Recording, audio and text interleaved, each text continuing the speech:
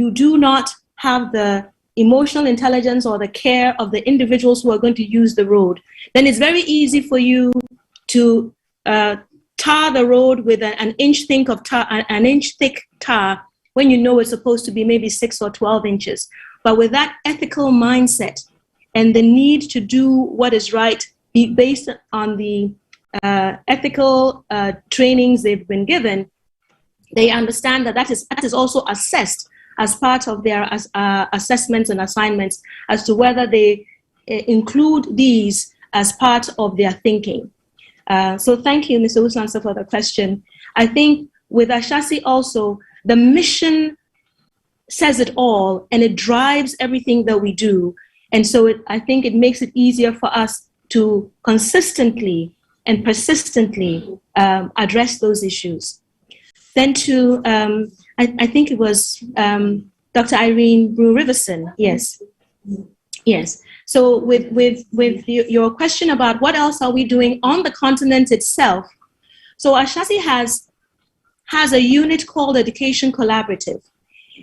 The mandate of Education Collaborative at Ashasi is simple but powerful. Two things.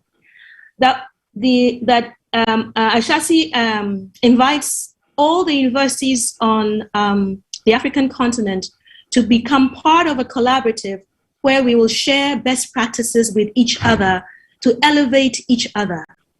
And the second mandate is that we identify each university's strengths, and each university mentors the other university in their strength. Those are our two simple yet powerful mandates that we have been adhering to. I'm sure there's someone on here who is in the Education Collaborative unit itself who might be able to provide the exact numbers. But I know that we have been able to reach 38 universities. I know we've reached more than 10 countries, and we continue to grow. The Education Collaborative is 3 years old. It started with, I think it was 12 universities, and it has now grown to 38.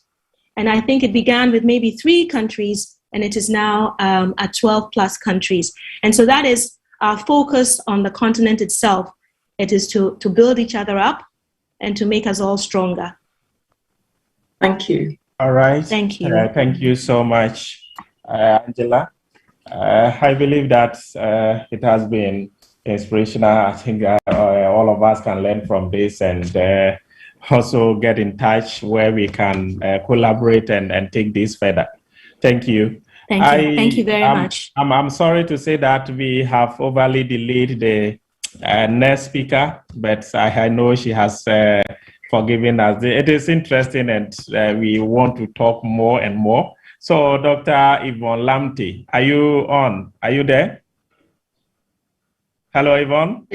Yes, I'm here. Please, now you can take your session. Now it is 11:15, and I believe you have 30 minutes to conclude this whole session. So let's go.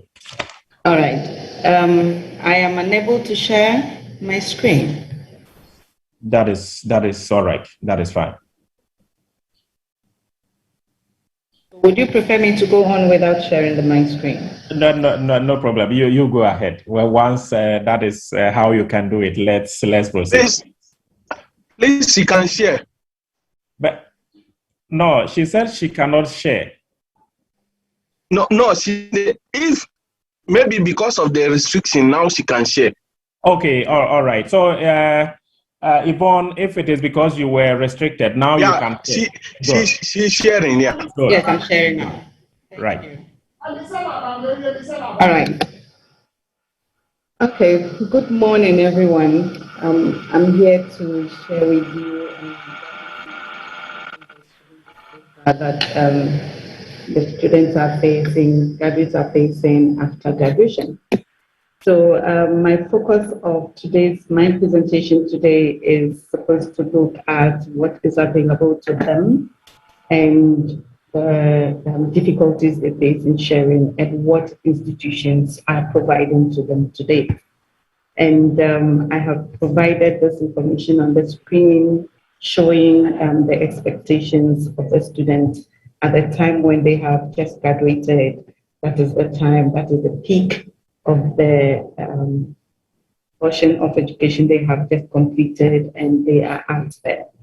And most of these graduates are looking at employment. So they will be looking at somebody else being responsible for setting up some form of institution or employment for them to be hired to go and work in. That is the mindset of most of our graduates today. And when this does not happen as expected, I'll show some statistics from the statistical service indicating the level of employer or institutional activity at the moment to explain some of these issues. So then the graduate would then have the worry looking at what next. So after the graduate has completed school, is looking forward for some employer to hire him or her, and that expectation does not come through because of the difficulties we'll be looking at shortly, then the question is, what do I do? And at this point, when this graduate is asking, what do I do? Or what next? At that point, it is probably at the end of the program. And so the opportunity to have learned something from the educational system, to have learned what to do or focus on both school and the end result, which is acquiring the skills to be able to perform work, would then be at a later stage in the process. And so it will be almost too late. And so at that point, you have a lot of graduates now looking for work. And so they would need a job. They want to find places where they can go to. If there is no institution or availability for them, then they lose hope. And then most of them find themselves probably doing unemployed, inactive, etc., etc. And that draws on resources from family, from the state, from friends to support them, even though they have been through the process and by societal expectations, they should be in employment or should be engaged in work activity. When we look at the reports from the Ghana Living Studies Survey, we've noticed that out of every 10, I can see the participants number, they're showing 46. So out of every 10 of this 46, 7 and more are in the informal sector, meaning that under 3 are in the formal sector. So that just gives us the picture to understand the availability of formal institutions that can absorb the numbers of graduates that are coming out of the tertiary institutions. And when we look at the publications or researches that have come up, the data of students that are graduating from the tertiary level is beyond 300,000 in the country at the moment. And so, and even with the free education program that the government of Ghana has instituted, more and more students are coming up. From at the economic forum that was discussed, the state presented the leadership of the Ghana state that attended the program, presented that due to the free educational system, SHS, secondary school system, we have over 400,000 students having the opportunity to be in school. They are also having the opportunity then to come into the tertiary institutions, and then from the universities, they would graduate. And so that even compounds or increases the numbers of the graduates that are coming out of the tertiary institutions. And when we look at the information that have been provided in the on the Ghanaian statistics, we would notice that looking at the informality that is presented here, and this is like a melting pot. Every form of economic activity happens in the informal sector. I deliberately presented this picture that doesn't actually give you a clear view, because you would notice that because all the economic activities are engaged there, and the informal sector, it's so big and growing due to unemployment or unemployment activities for graduates, you will notice that everything that happens there is not properly regulated. And so we have all the forms of the economic activities that are in the formal sector happening or being engaged in the informal sector. This also gives us the opportunity to know that apart from having the formal sector employ or provide the opportunities, job opportunities for the graduate students, since everything is happening here at the minute level, it means that the individual graduates also have opportunities in this other sector economy that is growing, which can happen at very low level or individual basis that they can actually take advantage of. And we have seen some success stories of some of our students in this economy. I'll be sharing that along the line.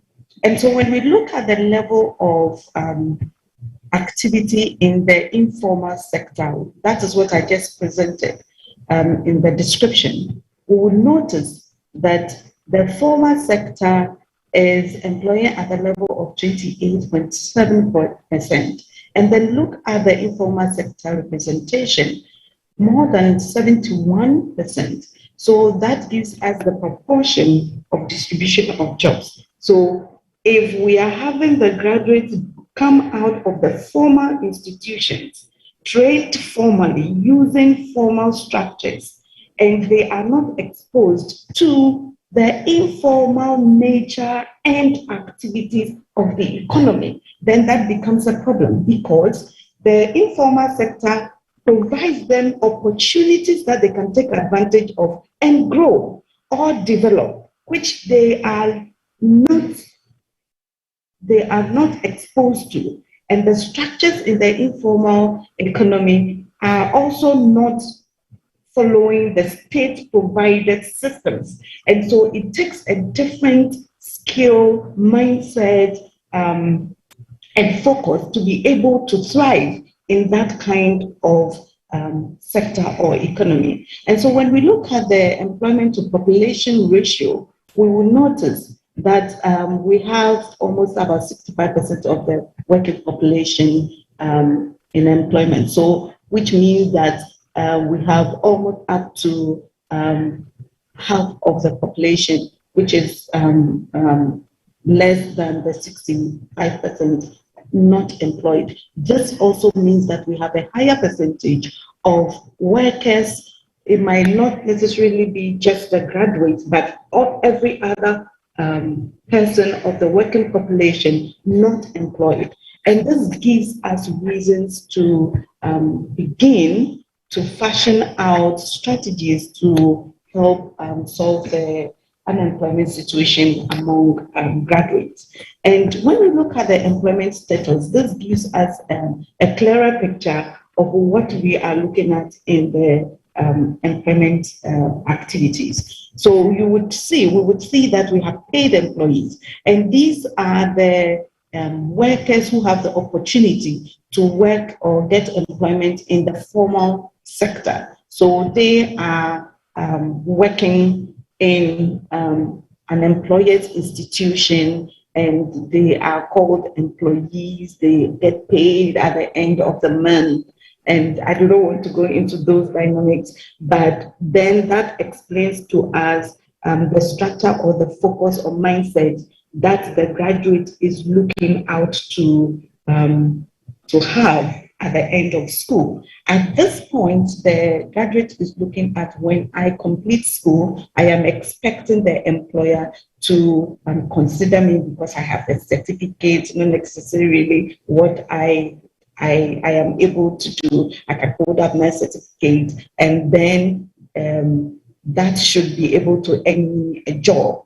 When we look on, moving to the next part, you will notice the percentage representation of own account workers. The own account workers are those who own their small businesses and manage those businesses by themselves.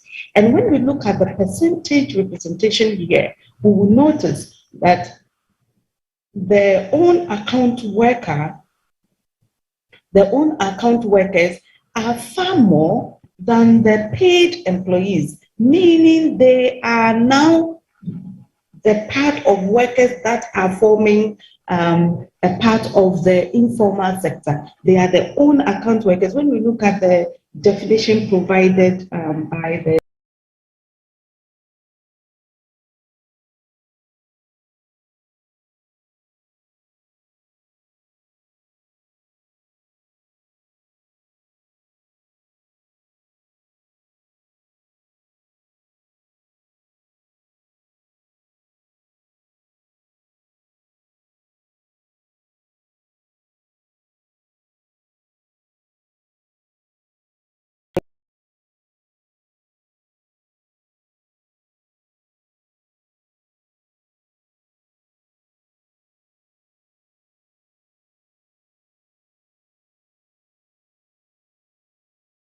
employed back into the family business to support it, or other individuals or graduates or workers who have opportunity to get employed in these family businesses.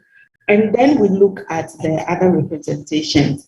What I would also like to draw our attention to is the percentage representation of the employers. So this is the representation of employers. So we have 4.1% of representation of those who are able to set up institutions and employ.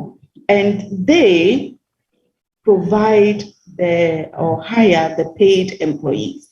Outside that, all others are on their own and they survive in the informal sector. This gives us a very clear picture.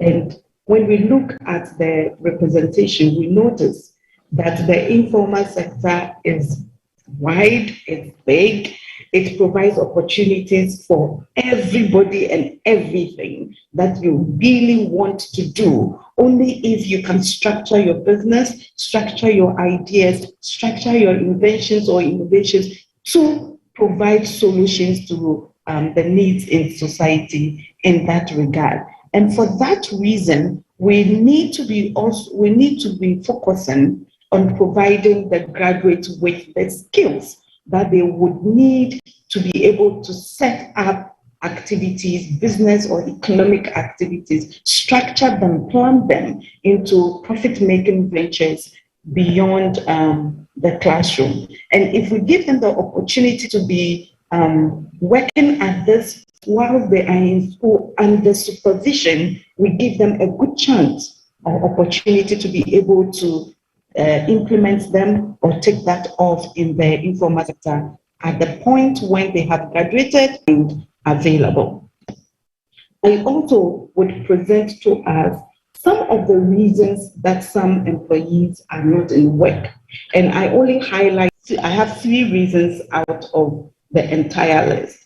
And the first reason, which captures the highest percentage of responses, is because the graduate says, I'm in school, I am in training, I am not able to, and because of that, I am not employed. At this point, when we have the graduates in training or in school, we are expecting that it is a very fruitful ground for this graduate to be able to get into internship programs, volunteer into jobs that might even not be paid for, and be able to translate the learning in the classroom into the work environment.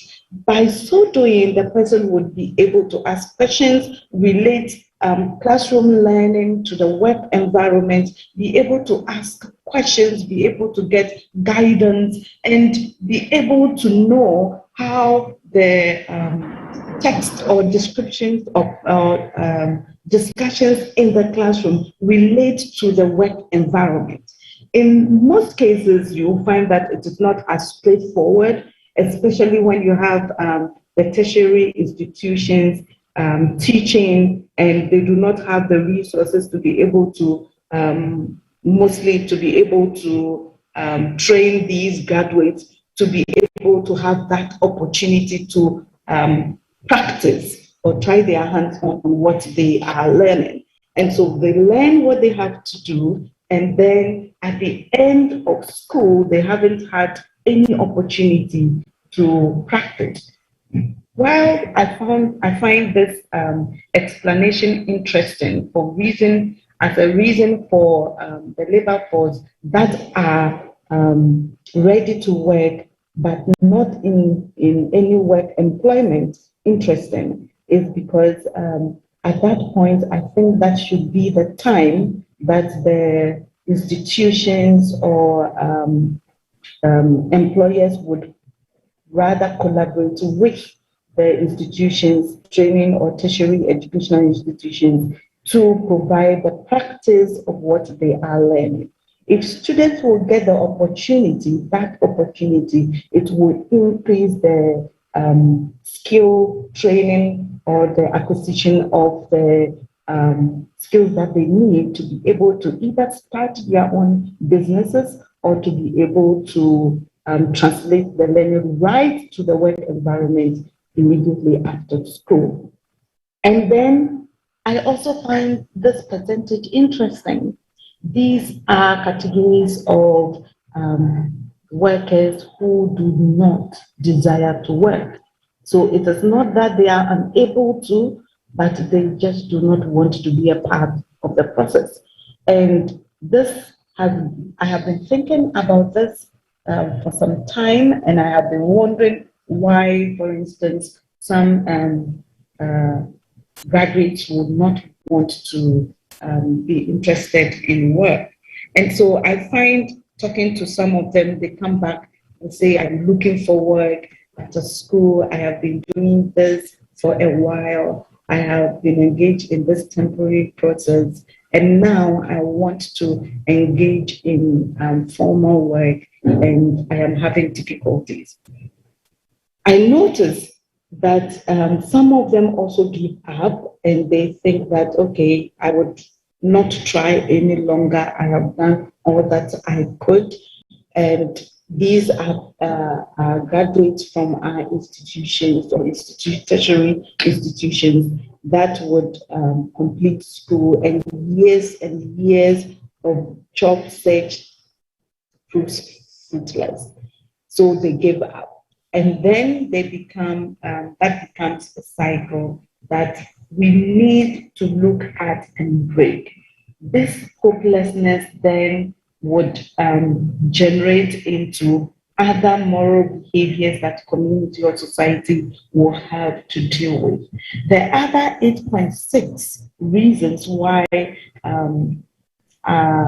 working population would not want to be in employment I find interesting, which are not listed. But the percentage is reasonably high, and that should be a reason for us to also be interested in the kinds of employment that the graduates will be interested in. I find it interesting when, for instance, we have graduates who would complete school and then, or graduates, and then their expectation of the kind of work they want to be engaged in is not available for them to access. And when I found that information from a student, some parents were concerned. They brought their wards around to be guided. And the kind of work this young person wants to engage in, I found it difficult to direct the student, or it is not the regular stream employment that you would say, all right, this is the guide, you can follow what has been followed or what has been provided for in the text to be able to go through the process. Sorry, Yvonne, you have 4 minutes so that we use the last 5 minutes for questions and answer session, please. Thank you. Okay. All right, thank you. And so then that gives us the opportunity to know that apart from the traditional ways of training workers or graduates in school, our students to be able to focus or plan for work after school, we notice that we would have to also look at the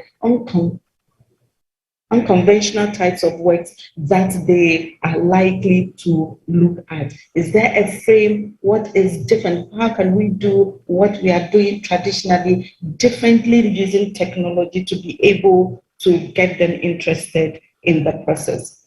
And so I found what was provided by the World Bank interesting, where formal education and skill development initiatives are expected to be aligned. But the opportunities to do this are not readily available. For instance, the unit with which I work with, I teach with, would go out into industry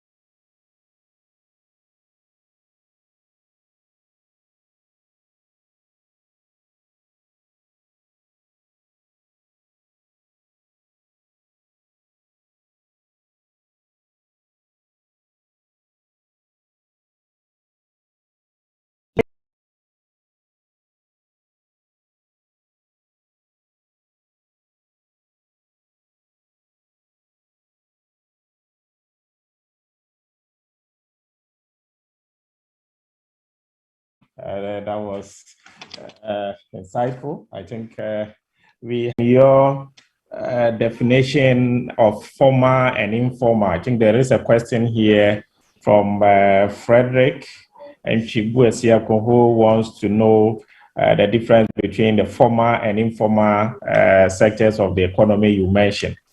I believe that is one. But from me, I think you mentioned a lot, and I'm happy you gave statistics to support all that you are saying. But I would want to ask, do we have enough, do we have reliable or adequate data on some of the things we are saying here? When I say adequate, I also want to mean reliable, because you find out different figures coming out from the point of policymakers and also from other circles. Sometimes you wonder exactly what figures are we using, or what are we relying on to discuss some of these issues of graduate unemployment, those who are doing their own thing. And even if we have unemployed graduates, what categories can we put all of them into one basket and say that, look, these guys are unemployed or they are not employable? What exactly do we have available to be able to help in sound decision making? Thank you. I know we have others who might want to ask questions, and so participant, I want you to raise your hand if you have any contribution, any clarification, or whatsoever it is, so that quickly Yvonne can provide some answers, and then we move to the next speaker. Thank you. So I think, Yvonne, you can go ahead whilst we wait for others to probably come up with their questions or contributions. There are some hands up. Okay. No, mine is a contribution, so I would go after you have responded to those questions. All right. All right. Okay. All right then. So I will take the question that is asking about the difference between the formal and the informal sector. I noticed, or I have recently noticed that a lot of graduates do not even have representation about the informal sector and how big it is, or the dynamics that exist between the formal and the informal sector. The formal sector relates to the institutions that are registered, they are structured, they follow regulatory provisions, and so they have to be registered with state institutions to have a name. They have to pay SNIT for their employees. They have to pay tax for their employees, provide pensions for them. They are the formal stream employment institutions that we relate with. And these are the institutions that hire, or we consider them as employers, that hire the or graduates seek to or tend to for employment after school. And the informal sector are the institutions or businesses that relate to own account. You do your own work. We call it one-man business. So you set up your business yourself, you go through the process yourself, you manage the business operations yourself.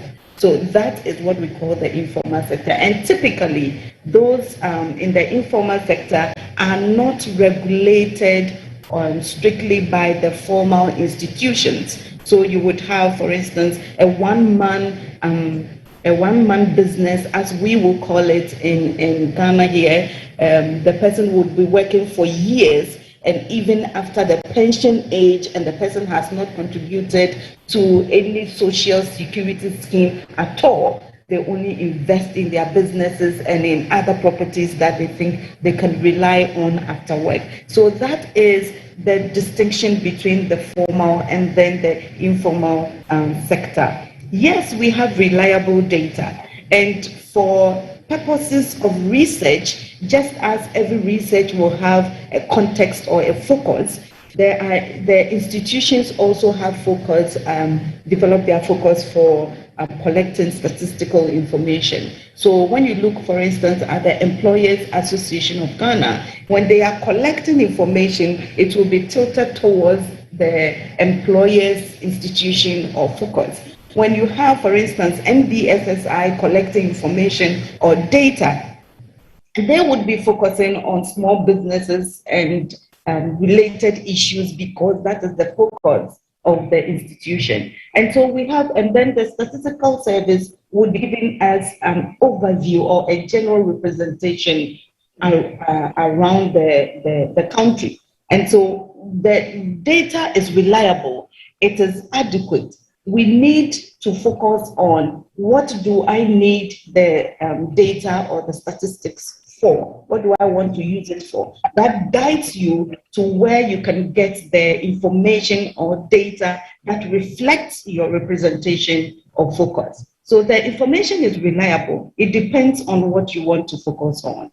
And then we have categories of, did you say unemployment of graduates? Yes, we do. We have different categories of unemployment. And in this situation, we can have underemployment, we can have temporary employment, which is, okay, I am looking for work, I haven't got work, but this is what I can do at the moment. And so you accept what is available, and then you do it for the period while it lasts. So let's take, for example, the government program for the unemployed graduates. One person called me not too long ago and said, oh, that was for 6 months, or is it 1 year? I am about to complete that in September. The employment was just for a brief period, right? And so after that, what then happens? Then this graduate should be ready to either start a business of his or her own, or be able to find some economic activity or venture to move into or begin. And so there are different categories of the graduate unemployment situation.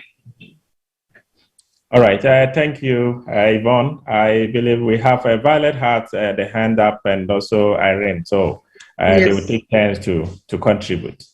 Thank you very much. I also want to add to what Yvonne has said, that the sample size also matters to what you end up having, as well as the methodologies that are used. But the key one which I want to talk about is on entrepreneurship and how we can help students while they are still in the institution. I want to quickly give a practical example of what I did before I came to Ghana. I was in one university where we started an innovation activity whereby we put some funds aside for lecturers, funds aside for students. So what we would do is that we then generated a beneficiation policy which would drop in the institution itself at the students and the lecturers. In case the students bought something, we had a student who developed the snake venom treatment.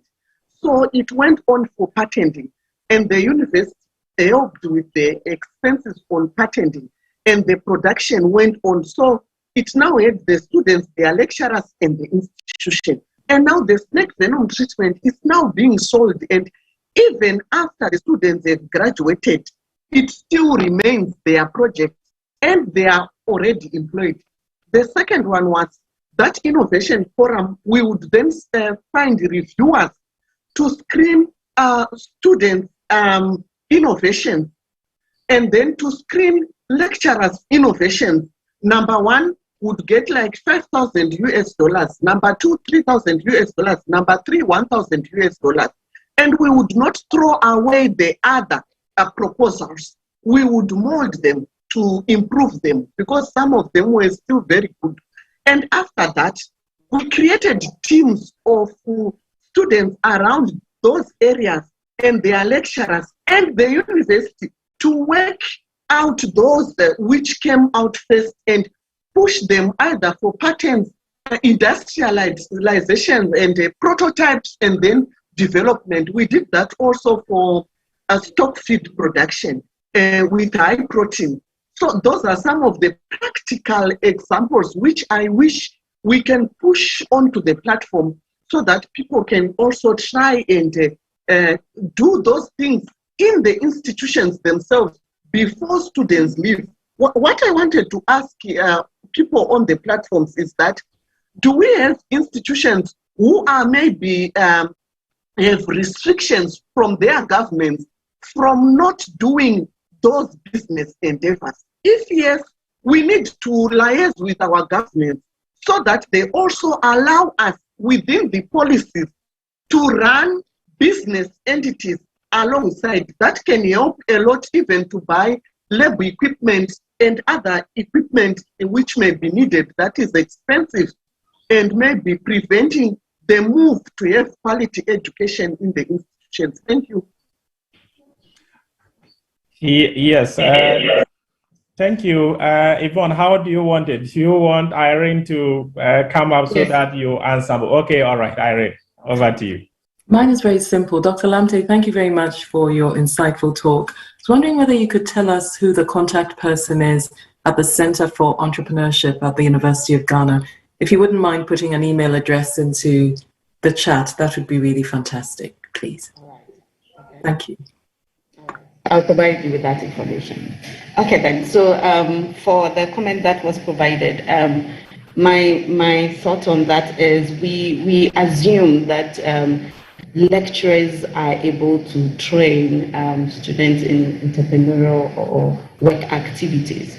But we must also understand that you cannot give what you do not have. So these lecturers or facilitators also need to be trained to be able to have that focus.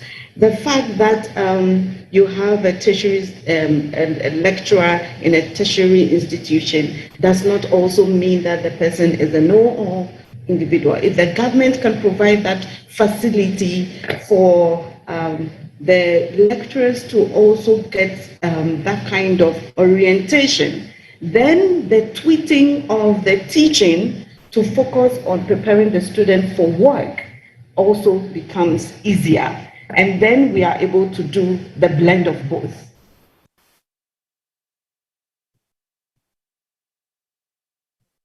You did not respond to the question of whether there are restrictions of institutions to have some business entities. For example, when I do institutional evaluation, I find some have got mobile clinics, maybe even as community engagement, but already they are pushing some funds to the institution. Some have laundries, dry cleaners, or water bottling, things like that. So along that, we are now talking of these succinct things where we go through the research chain. Students in engineering, students in agriculture, do certain researches to now come up to the end process of the research chain, where there are possibilities of developing prototypes that can become products which can improve industrialization of the countries. That's what I'm looking at. All right. So for that, I do not have any, I do not have, or I have not seen any kind of legal restriction on these kinds of entrepreneurial activities. What I rather observe is that when the ideas are generated by the students, when you expect the state to provide the support, that kind of support is what then becomes difficult, because the government is not able to provide the resources or the tools or equipment for the initial business to take off. That is the difficulty I have noticed in our environment. But we do not have legal restrictions on institutions or businesses that have generated some kind of idea to take off.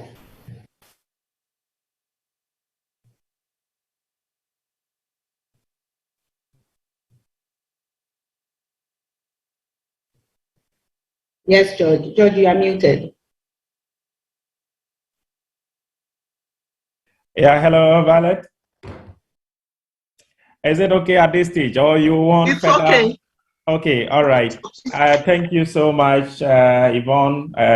We are grateful to you for the time, all that you have shared. I believe we can take this further. I want to ask, is there opportunity to share the slides as it is mostly done? I'm not too sure if participants will be, I know will be happy to have access to that and go over this again. So that is one thing I will ask of you to do for us. Now, I believe, yes, it's been a long time staying. We will take Dr. Violet Makuku.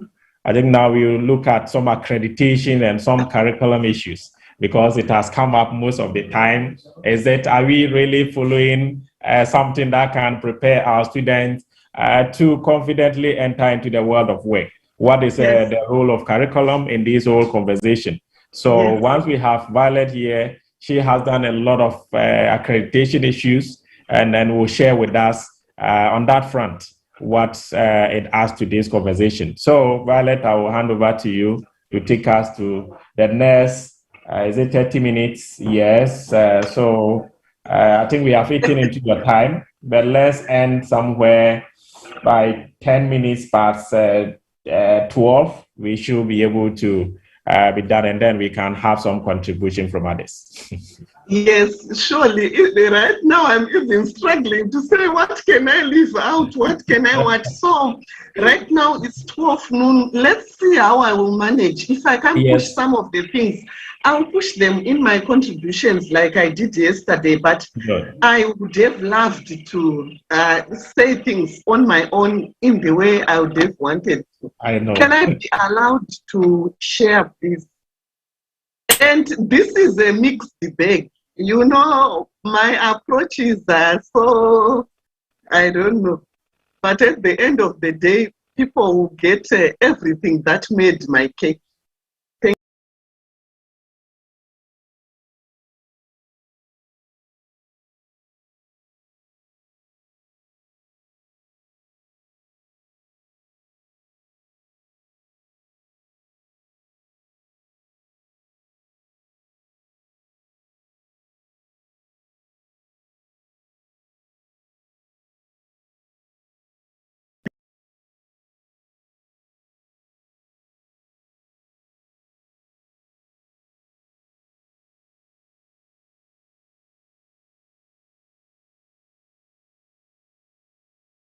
Just in less than 6 days, we had more than, what is this telling us?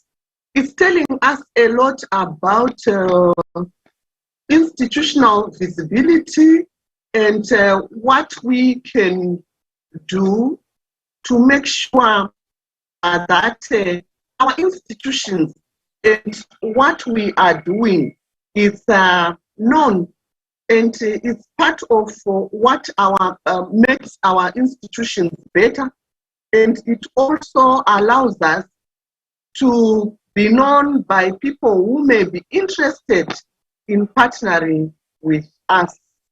So because I've got videos, I will do optimized video and also share sound.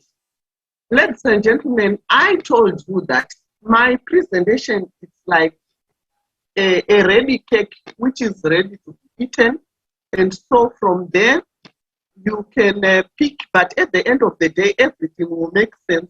So roughly this is the activity that we did 5 days ago, and already we have 156 views, and hopefully there are some industries and people of repute who have watched.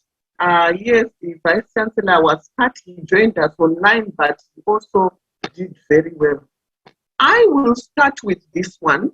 Yesterday, I think Abigail from Ashesi told us that the illiterate of the 21st century will not be those who cannot read or write.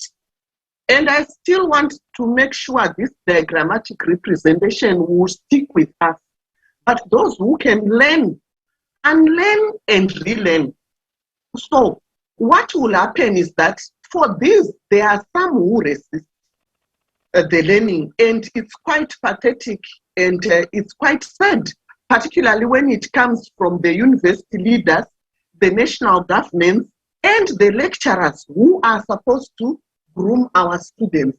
I'll go on even giving my practical examples that I did an institutional evaluation in one country, and students during interviews told me that actually industry has come to this institution and told them that for those who are doing agriculture, they want them to do first general years, like 2 years, and then the next 2-3 years, if it is a 4-year program, it's about specialization. Either they are doing horticulture, agronomy, animal husbandry, etc.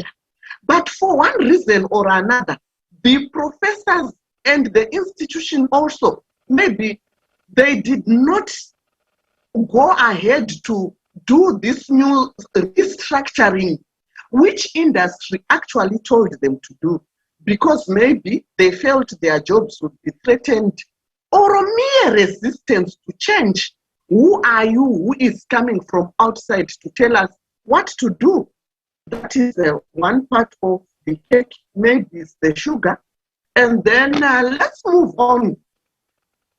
Then it tells us that we need paradigm shifts. But if we resist to paradigm shifts, we need then to look at change management. But if they are the leaders who are resisting change, that's where my problem is. Because right now where we are, it's time to look at where we can make meaningful changes in whatever is existing in higher and tertiary education. And so we need a paradigm shift. It is a dramatic change from one worldview, way of thinking, way of doing things, and way of assuming to make sure that we align ourselves with the new world order. So if you don't align yourself to the new world order, you become irrelevant. If you become irrelevant, you become obsolete. If you become obsolete, particularly say for a degree program you have been offering, because you haven't packaged it well, or you haven't packaged it according to the current needs, then you close that program. And when you close that program, you think, oh, we have just closed one program. You will find yourselves, you may continue to close a number of programs. Unfortunately, for higher and tertiary institutions, we are employed according to our areas of specialization. And so some people will lose their jobs, even if they are in a state institution. Because normally people in state institutions sometimes relax, thinking that their salary will continue to come. Let's look at the current debate.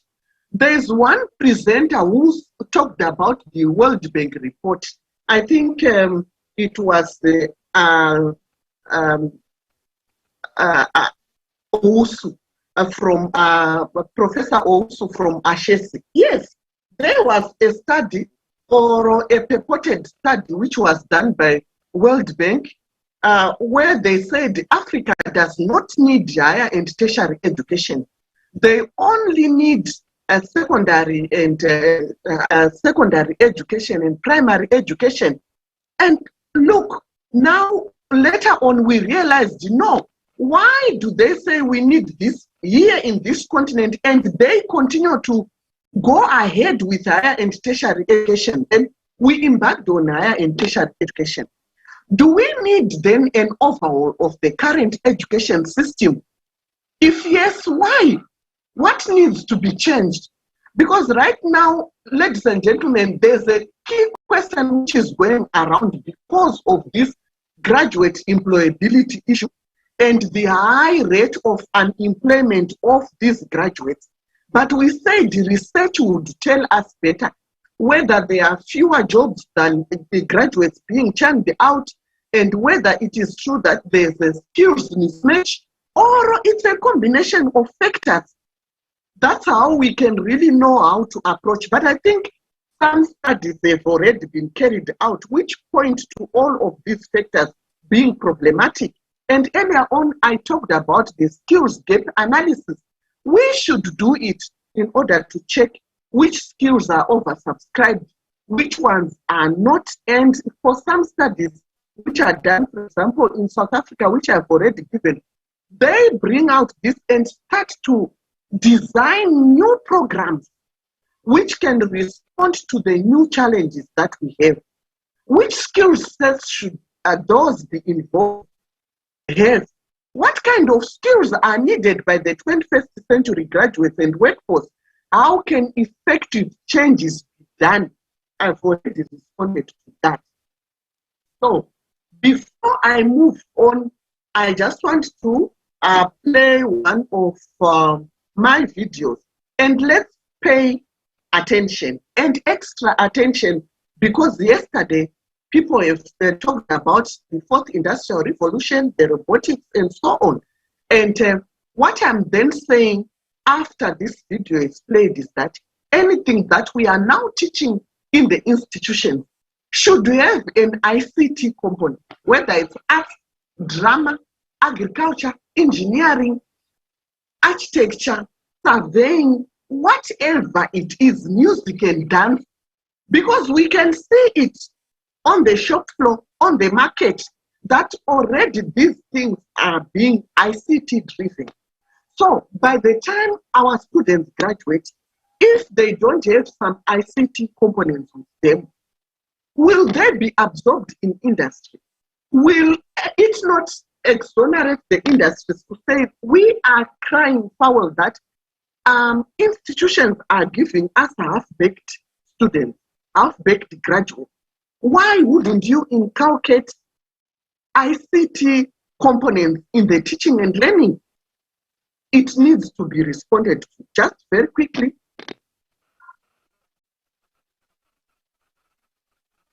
It was in these Swiss mountains that the world was first introduced to the phrase the Fourth Industrial Revolution, and it's been a hot topic among academics, politicians, and business leaders ever since. But what exactly does it mean?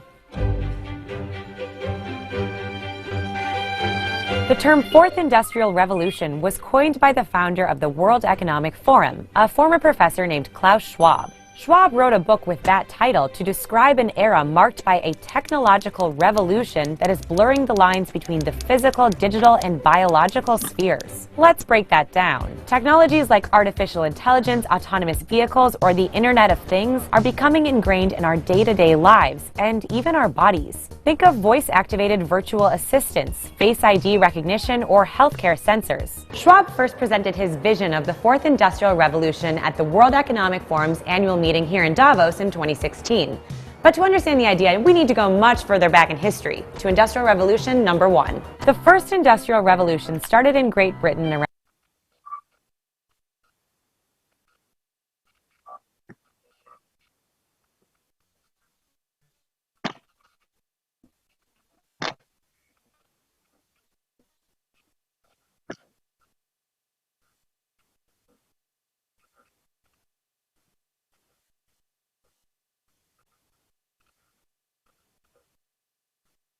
Recording stopped.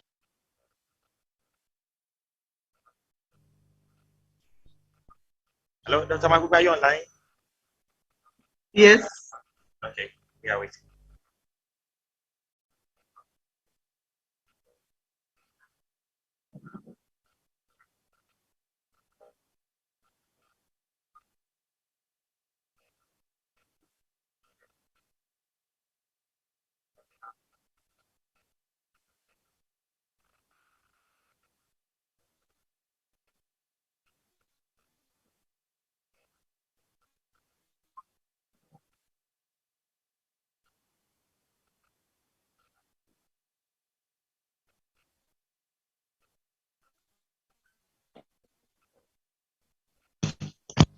Look, we can hear your sound, so maybe you can go ahead and then let the presentation continue, please.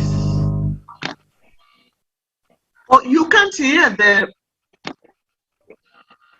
We can't hear from our end. The video, okay. play. Okay, let me...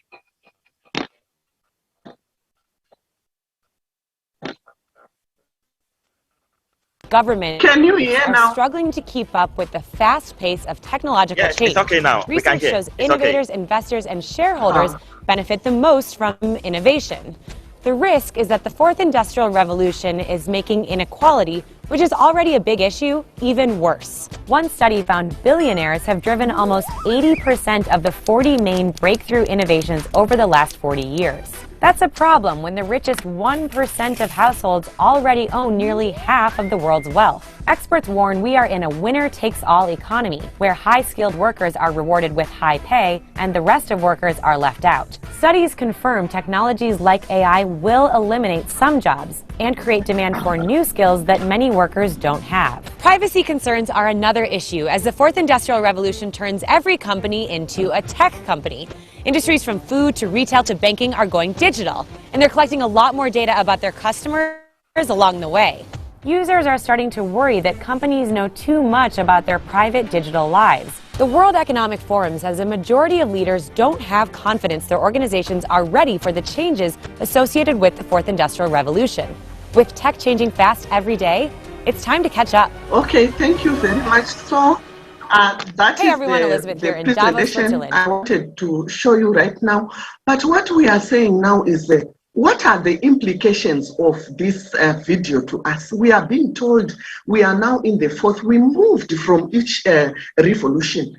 If you look at institutions, for example, right now, we should be automating students' payment of fees, registry, everything. We should be automating many, many things. You know, we say rest in peace to those who have passed on and those who have suffered from the COVID-19 pandemic. But it has also done certain good things because as it came, many people were forced to move faster to make sure that they automate, and also they used the many digital pieces of equipment that students would also be involved in. That alone was an indirect way of trying to change the curricula in terms of pedagogy and in terms of the pieces of equipment that could be used. But further to that, let me move on and look at this. I told you in this cake, I did not really organize things, but we will still move on. This is us in terms of our curricula, our practice, our arrangement and organization of the education system. Do we really care? Do we really check and make follow-up what it means for some of the things that we do? Are they really necessary? Can't we do things better? Here we can see that we have requested, normally it's 4 hard copies, and this time around it's crazy if there's an institution that is still requesting these hard copies to come. But what is most painful is where they end up being. Remember, we are talking of employability, skills, and we are also talking of how we can enhance employment creation.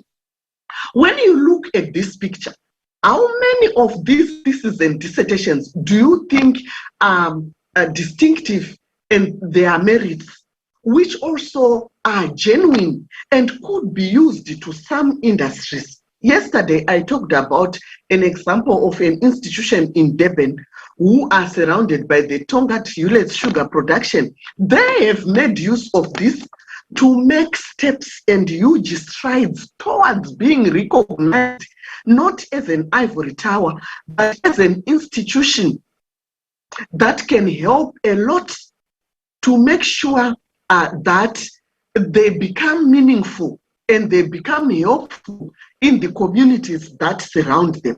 And so there are now labs being donated. There are many collaborations and many room for internships and provisions for their institution. So we need to say, we take our students or graduates to these industries so that we showcase what recording they can in progress. And then that can help us with our students to make them being known, to showcase them, to showcase the quality of graduate that we have. And also we look at this at national level, ladies and gentlemen, there's something which I want to say. If at national level, we also don't have the deliberate move to invest in research. I think this morning research has been identified as a key issue. Research into what should we change in the curriculum? How should we change it?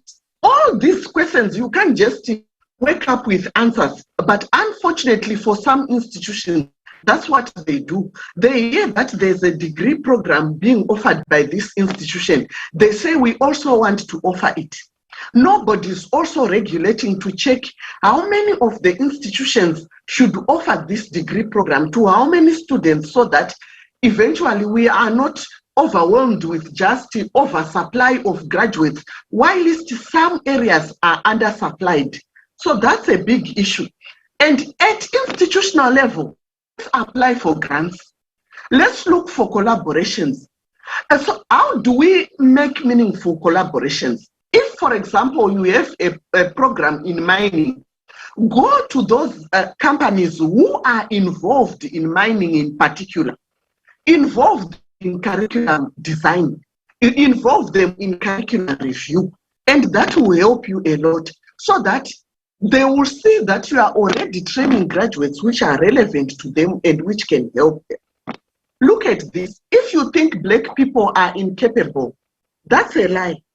I have a lot which I could show, but I'm just going to show a Ghanaian because I am in Ghana and at least presenting for a Ghanaian institution to inspire Ghanaians, although I intend to inspire all Black African students, lecturers, university leaders, and university staff. He did the optical cable that today is delivering internet services throughout the world. His specialty is in nanotechnology and chemical engineering.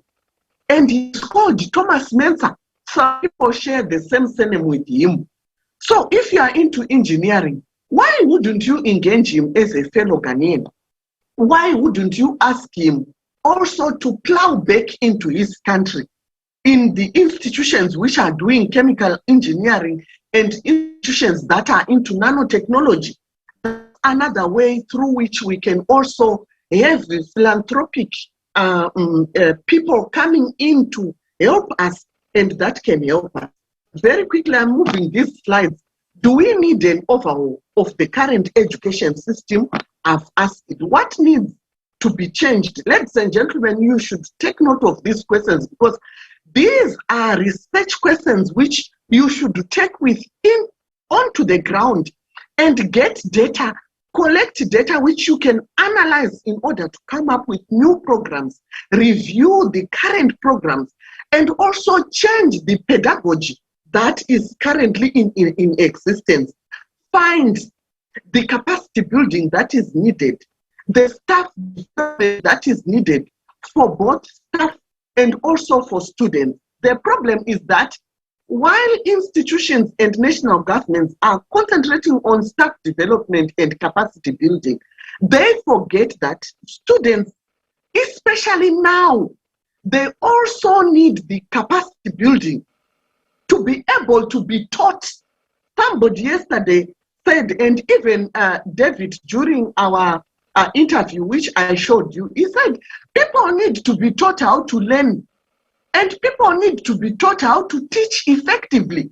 And at the end, I'm going to touch on teaching effectively, and that's my teaching contribution, which I'm going to do.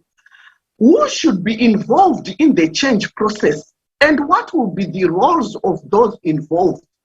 A key question. Everybody, every higher education stakeholder should come on board, whether it is industry, the government, the accreditation bodies, the students themselves, and we tend to marginalize them. Have interviews for the exiting students. Have interviews for students who are coming from internship.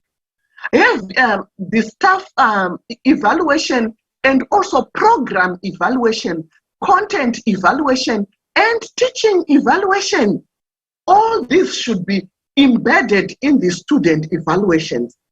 And that is very important. We get important and meaningful information that can make us transform our programs for the better and design new and relevant programs that are sought after. Which skill sets should be should those be involved in health? Right. The problem is sometimes lecturers are left out. Those in the accreditation bodies sometimes may be employed even without quality assurance background, without education background. That's why sometimes we are having them misinterpreting important things that are used to come up with succinct and viable programs, which are then diluted and downplayed and will never see the light of the day in the institutions. Yet those are the programs which can actually transform the institutions, the students, the nation at large. And so we need people with requisite skills to be involved in the current debates, to be involved in the change that we would want to see. And that's very important. Unfortunately, the recruitment process in higher and tertiary education throughout the world, it's flawed. People just want to say, you are a professor of what? You are a doctor of what?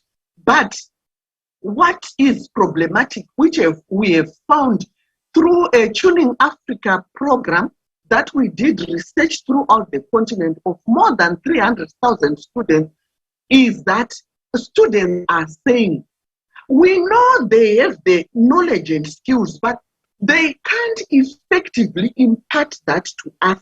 And that becomes problematic because these lecturers, some of them do not have the professional qualification, which is a diploma in teacher education or something like a postgraduate diploma in tertiary education or a double major of a master's or an initial degree program in agriculture education, in engineering education.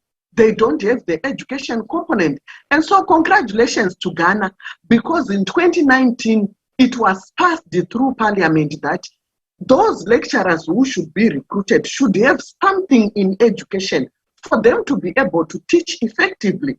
That cannot be popular with those who are resistant to change and those who do not want genuine change. Embrace it, because it's a long-term problem throughout the whole world. And so let's embrace that change and do the upgrading that is needed. And what kind of skills are needed by the 21st century graduate? This can only come as a quality assurance personnel. I just want to say, as a quality assurance specialist, we should always plan, but we also evaluate our planning. We should do, and that is implementation. We should also evaluate our implementation. Both formative and summative evaluations are needed at every stage. We should check, and our checking is monitoring and evaluation, which should be continuous. And action, it's putting the changes that we need in the curricula, in the pedagogy, and in the mindset and setup of the whole institution and everything else in the institution. If we need to change pieces of equipment, if we need to invest in some other form of investment that can improve and change the way we are teaching and learning, that should be done. But this is the guiding cycle. We also have this, which is now something that should be compulsory in the institutions for us to be able to automate and teach our students in the way which we should invest in ICT infrastructure. If there are any institutional leaders and any government personnel, this is it. If we do not invest in ICT infrastructure, somehow we are a bit lost. We should come back on board. We need to revise policies, generate new policies and handbooks. Unfortunately for Africa, people may have good policies, good initiatives, which are in the shelves and gathering dust. Because it's a 1980 policy, nobody opens it. It has never been reviewed right now and it's obsolete. So it's a policy by name. Champion robust quality management systems. These can quickly detect what needs to be done as soon as a gap is identified.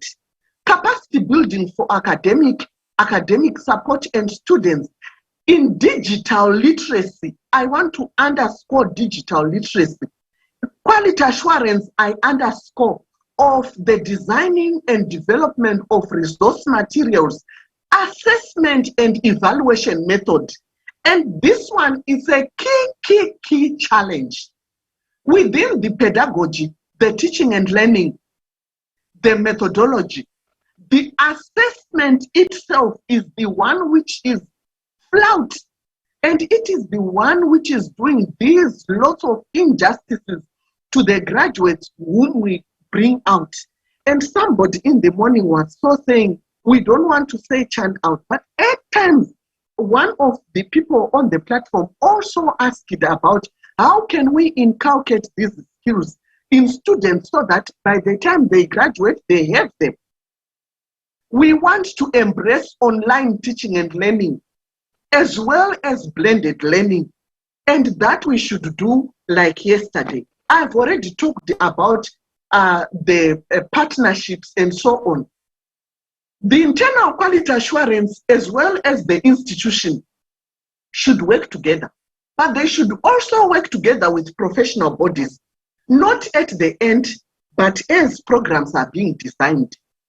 As programs are being designed and are being reviewed, we also need advisory board members for the particular programs that we have.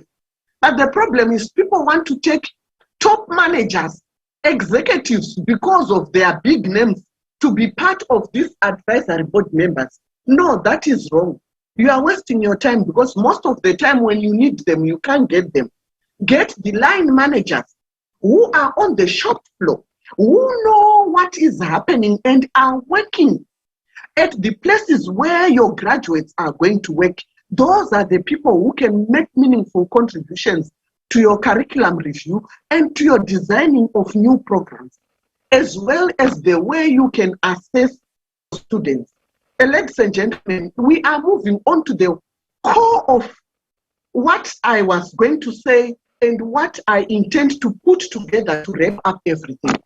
According to Piaget's theory of cognitive development, human beings grow through 4 stages of intellectual or cognitive development. This is in psychology. This one is a psychologist. And this is what most lecturers do lack. And this incapacitates them in terms of the skills they need to impart to students, and also how they should effectively teach for students to get it.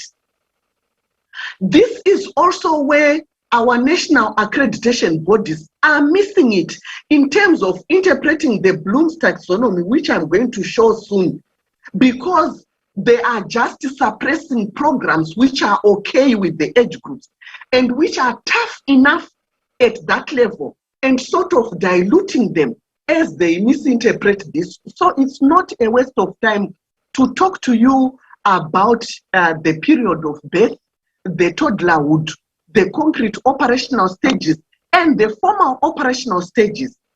This is the background information that we need in order for us to understand the Bloom's taxonomy and to use it effectively for whatever we are doing in the institution. So Jean Piaget also said that human beings grow in 3 domains, which is the cognitive. The cognitive drives everything. That is our thinking capacity as our mind grows. And this cognitive controls the psychomotor. We need to make sure that we also continue to develop the movement, the body movement. That's why you see in preschool, children are asked to play a lot. We used to think it's meaningless to do a lot of art and drawing nonsense, whatever they can draw, is to refine their psychomotor skills and to help it develop. And the affective domain is the one which is mostly neglected. That's why sometimes we say we have some people who are educated, but they are not humane it comes from that affective domain. So we normally say we want education of the head, the hand, and the heart, because that's where we have our attitude also playing tricks with us, our affection, our feelings, anything to do with feelings. I move quickly to Bloom's taxonomy.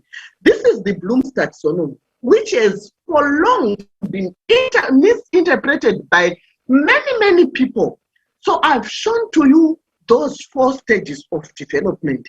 And I just want to quickly refer to the last stage, which I want us to link with this Bloom's taxonomy. The last stage is this one, formal operational stage, adolescence through to adulthood.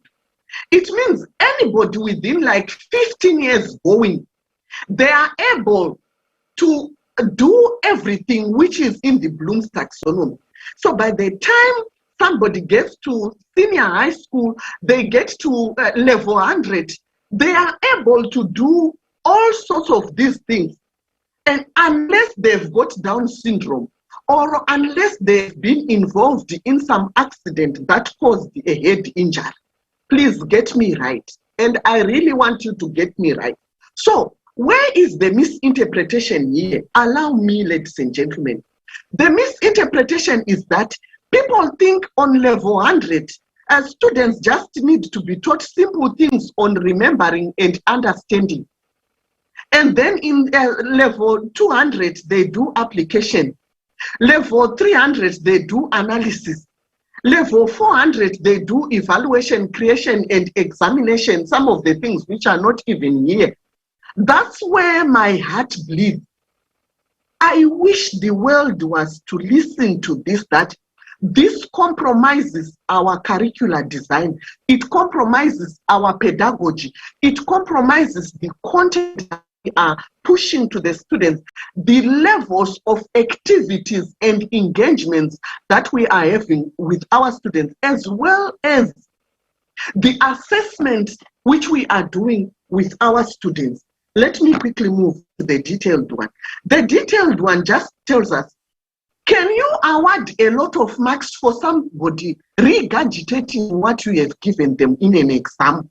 And unfortunately, some lecturers would actually penalize the students who do not regurgitate what they say word for word. Madam Makugu, please. Yes. You have almost 5 minutes, so kindly wrap up for us. So that. Okay, thank you. So that's the challenge. And then when we move on, we realize that we are missing, even in higher and tertiary education, the application, the analyzing, the evaluation, the creation.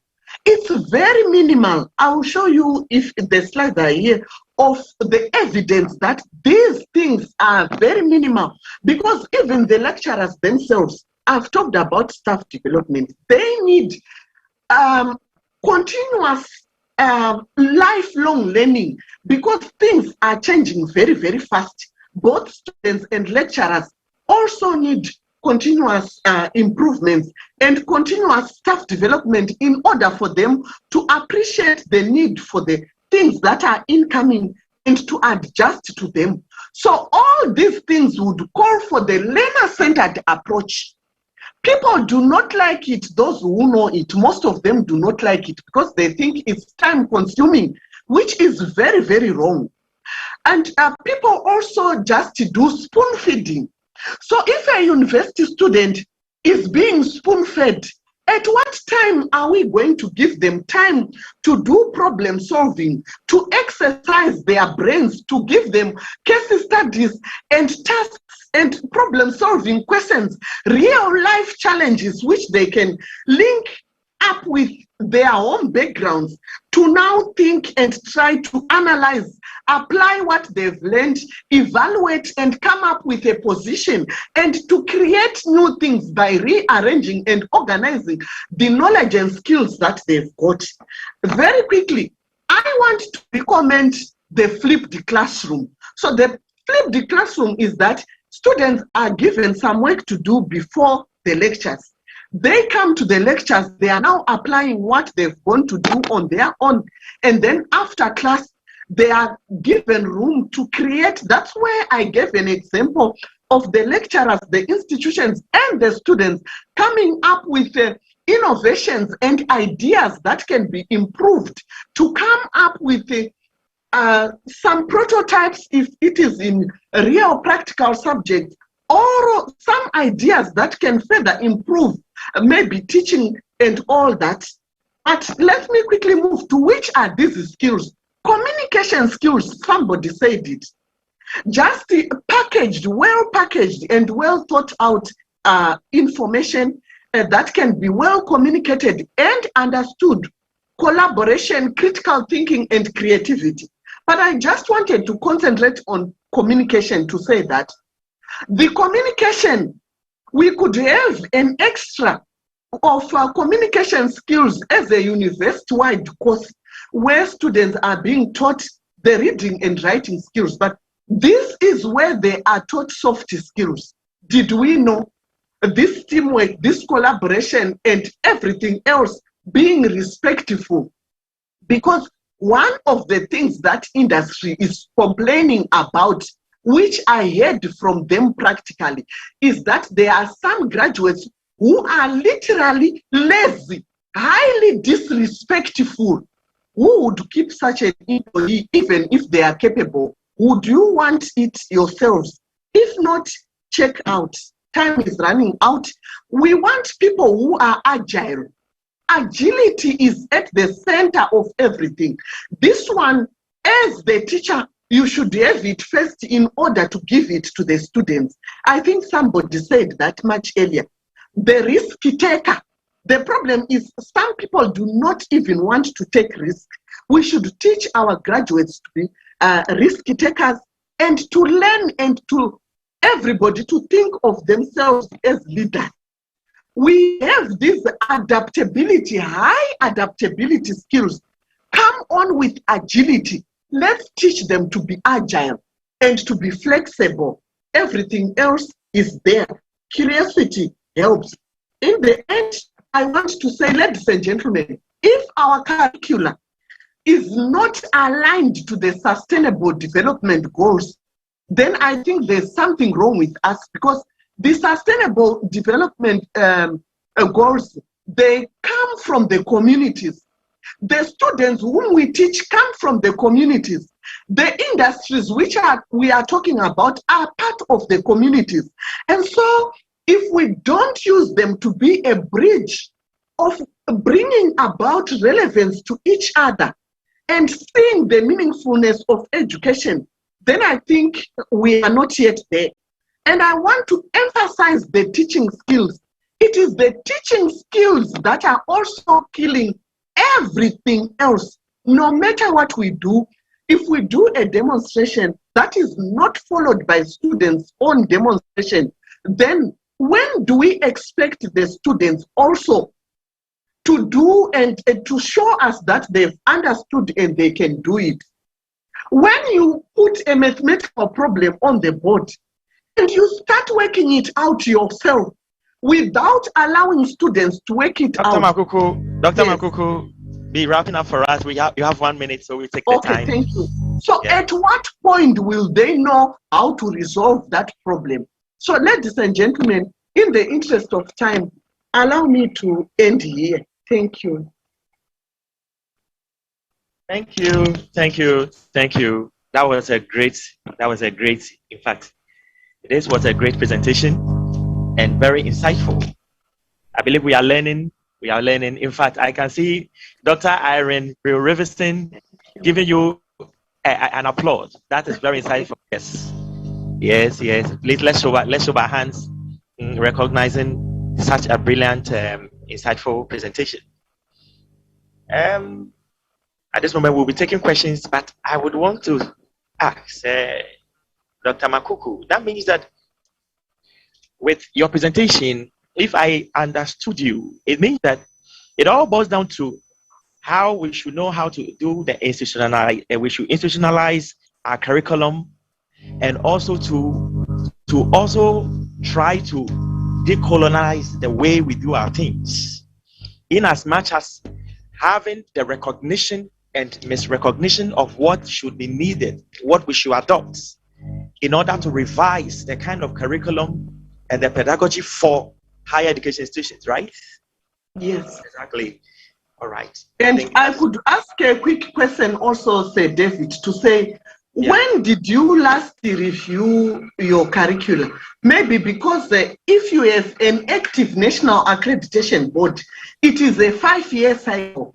But this time around, because everything is ICT driven and things are moving too fast, I can take, for example, banking and finance sector. You can't afford to do a review in 5 years, maybe 2 years or 3 years, because things are moving too fast everywhere. Exactly. I think that would be answered. I believe we think we have our that is the registrar is online, and I know with time they would respond to some of these. And so at this moment, we would like to take more questions per your presentation. I think let's show by hands those who has any question for Dr. Makuku's presentation.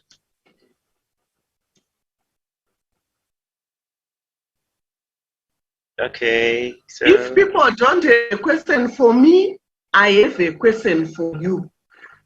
All of you on the platforms, thinking of where we are now, I just want you to reflect and say, what kind of new relevant programs can you come up with today?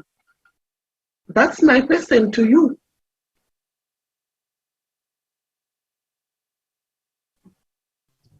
Oh, that's a. I think Dr. Irene, will you want to respond to the assertion she has made? Dr. Makuku, could I answer the question in my session, please? Yes. Thank you so much. There's Mr. Osei. I see Mr. Osei Owusu. Yes, thank you very much, Dr. Makuku. I wanted to ask, would you please suggest that every graduate disallowed to take a course in these key concept areas of education? Because looking at the lack of so many graduates in handling their portfolios area of study, even though some are engineers and all that, still the pedagogically approach to teaching and all those things, how to handle the situation, looks like there's a serious lack in the application of whatever they learn in school. And looking at your area and where you are coming from, I don't know whether you advise that there should be that kind of an addition to those programs so that the students will have a full package when they come out as graduates. Yes, I've already recommended that during my presentation, to say that things like communication skills, they should be university-wide courses. And somewhere down there, something is not going right, because if you see the kind of English being written by our first year to final year students, if there is no intervention of communication skills, it's very, very sad. A person cannot write their CV. A person cannot even write a simple report of what they've done. And so all these are major issues of concern. And these are some of the people whom, when they graduate, they come again to be lecturers in the same institutions. So do you see where we have a challenge? When they are wrongly trained to some extent or in some other way, they bring that thing back. That's why I'm saying the professional teaching qualification, is a must, because this psychology, sociology, and philosophical foundations of education are things which are really pertinent for people to understand how people learn and the learning styles. There are too many things which I left out, which I could have shared, but because it's 30 minutes, I couldn't cover everything, but there's a lot.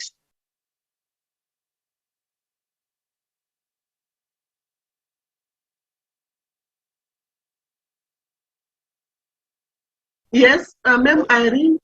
I can see Professor Akuono. Professor Akuono is online. Okay. Yes. Professor Kuono is the Dean of Graduate School of the University of Energy and Natural Resources. He wants to add to that session. Prof, Dr. Makuku, thank you very much for the insightful presentation. I side with you 100% on the opinion that you're sharing regarding the application of the Bloom taxonomy in the assessment of our students. And that is exactly why I don't like this issue of objective questions, even at level 100. So when people want to set objective, I strongly oppose that. Say, look, allow the students to write. Allow the students to write. When they write, you see how they can express themselves. How can you guide these students to be able to write well? But when we go about setting objective questions, I really don't like it.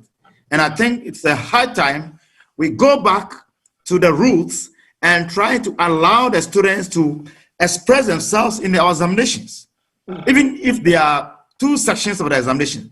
Section A, which are short answered questions, and section B, which is on the essay form or with application and evaluation. Do you get it? So when we go about setting objective questions in the university, I think it's something that is not good and we have to put an end to that. Now, regarding the accreditation, we have the cyclical evaluation of our programs. I mean, the broad one, the whole university one assessment by Ghana Tertiary Education Commission every 5 years. But just as we see that things are changing rapidly fast, and so we need to be able to do this assessment in a shorter period than the 5 years. And I think this is one of the recommendations that we have to send to the Ghana Tertiary Education Commission as one of our communique that we are sending to them, that this is high time that we kind of provide short, timely evaluation of programs to see how relevant they are to the industry and to the job market. Program can be there for 5 years, but after 2-3 years, the program is dead. It's dead in the sense that the industry is not able to absorb the graduates that are coming. Now, I also want to make a comment on the employable skills, which you showed. Those skills are very necessary. And as pointed about also by Professor Amposa Tewia and one of the earlier speakers, these skills are very important. They are being delivered at a university to the students, but there is a gap somewhere which we need to find. What is the gap? We need to conduct research to find out what is the actual gap between, or skill gap between what the industry requires and what we are giving out to students. And so I commend you for this insightful presentation, as well as that of the Professor Angela Osuansan. I was going to ask a question on how easy was it for them to be able to go through the accreditation process, because having dual degree program in Ghana is not common because we have issues with the accreditation. They come with a particular mindset, orientation. And so they see anything probably a bit more foreign, dual degree program, joint degree programs, and they kind of try to criticize. Now, probably because Ashesi University is a private university. That is why they had it so easy. But if we want to do it as a university, in our university, we have challenges with accreditation. And I believe that at a high time, just as you pointed out earlier, there shouldn't be different criteria for assessing the programs of universities. That's between public and private universities. In the sense that we see that most private universities have it easy having programs accredited, while public universities find it a bit difficult, challenging to be able to have programs accredited. And I think this is one of our communities. I know they may have a mindset, but how they do it, we don't know. But I think that we are making a headway, and I think at the end of this session or conference, we'll have points that we want to send out to the Ghana Tertiary Education Commission and the Ministry of Education in that respect, that we need to be relevant. We need to change things and move ahead so that together our students can develop, industry can develop, and the economy can grow. Thank you very much. Just 3 quick ones to respond. I quickly want to tell you that private universities don't get easy accreditation. The accreditation for private universities, I'm involved in more than 10 countries. It's the toughest because the governments suspect that they want to shortchange their citizens. And so it's tougher than public universities. That's how the private universities come well prepared for the toughness of the process that they are going through. That's why I said to you up there, the private universities now have got better quality, and students tend now to rush to those private universities following that quality because of the rigor. Number two, I want to tell you that KNUST has got at least, I'm saying at least one joint program. So it's a state university, and you can check with them. I know it's between them and Germany, and it has been running for many years. They can mentor you and direct you. The last one is that although you are going to approach the GTEC to say, we want the period for program reviews to be shortened, there's something I want to quickly tell all of you here on the platform. When we talk of curricular review, people have got lots of misconceptions. That is one other problematic area. And I want to give with a practical illustration of what I mean. So you don't need to wait for Senate approval for some of the curricular reviews which you can do. Let's take, for example, the coming on of COVID-19. COVID-19 came in 2019, late 2019, 2020. And now you have your biology and your medicine. In biology and medicine, you have always been teaching about viruses. And we know COVID-19 is a virus. And so you just push it in as one of the viruses. Nobody will penalize you. You start teaching about it. You start researches on it. And already you are doing cutting edge research. And if there's anybody who can confront you to say, why are you teaching of COVID-19 before you come to NAB for accreditation? There's something wrong, because you have always been teaching about viruses and you fit it and push it into viruses. In 2020, we had an outbreak of locusts. The locusts came from the desert down to East Africa. You can't stop teaching and examining. And I'm underscoring, you also need to also examine it once you teach it, because locusts are under pests and diseases in agriculture. So you don't need to go to Senate and you don't need to go to the National Accreditation Board to say we want to put these locusts which affected East Africa. No. So let's check the levels of curricular review which we are talking about. When it's a whole new topic being put in, then you need Senate approval. When it's a whole new program, then you need the national approval. Thank you. Noted. Brilliant. That's brilliant. That's great. I see the hand of Dr. Irene Riverton. She had around for some time. Doc, you can ask your question, please. Dr. Makuku, thank you once more. Your passion alone can carry us very, very far.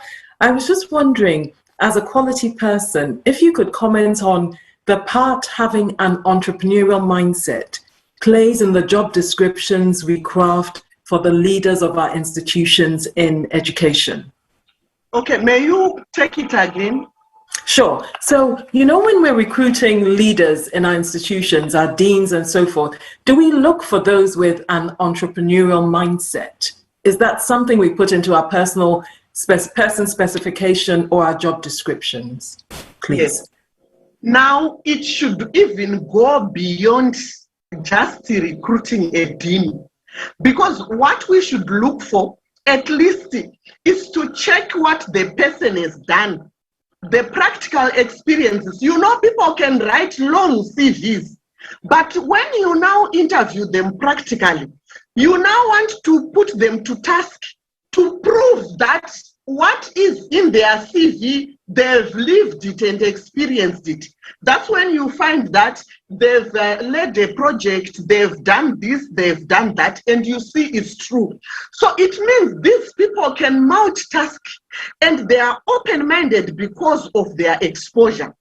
But beyond that, the most important aspect of institutional leadership is the council. I don't know what you call it here in Ghana.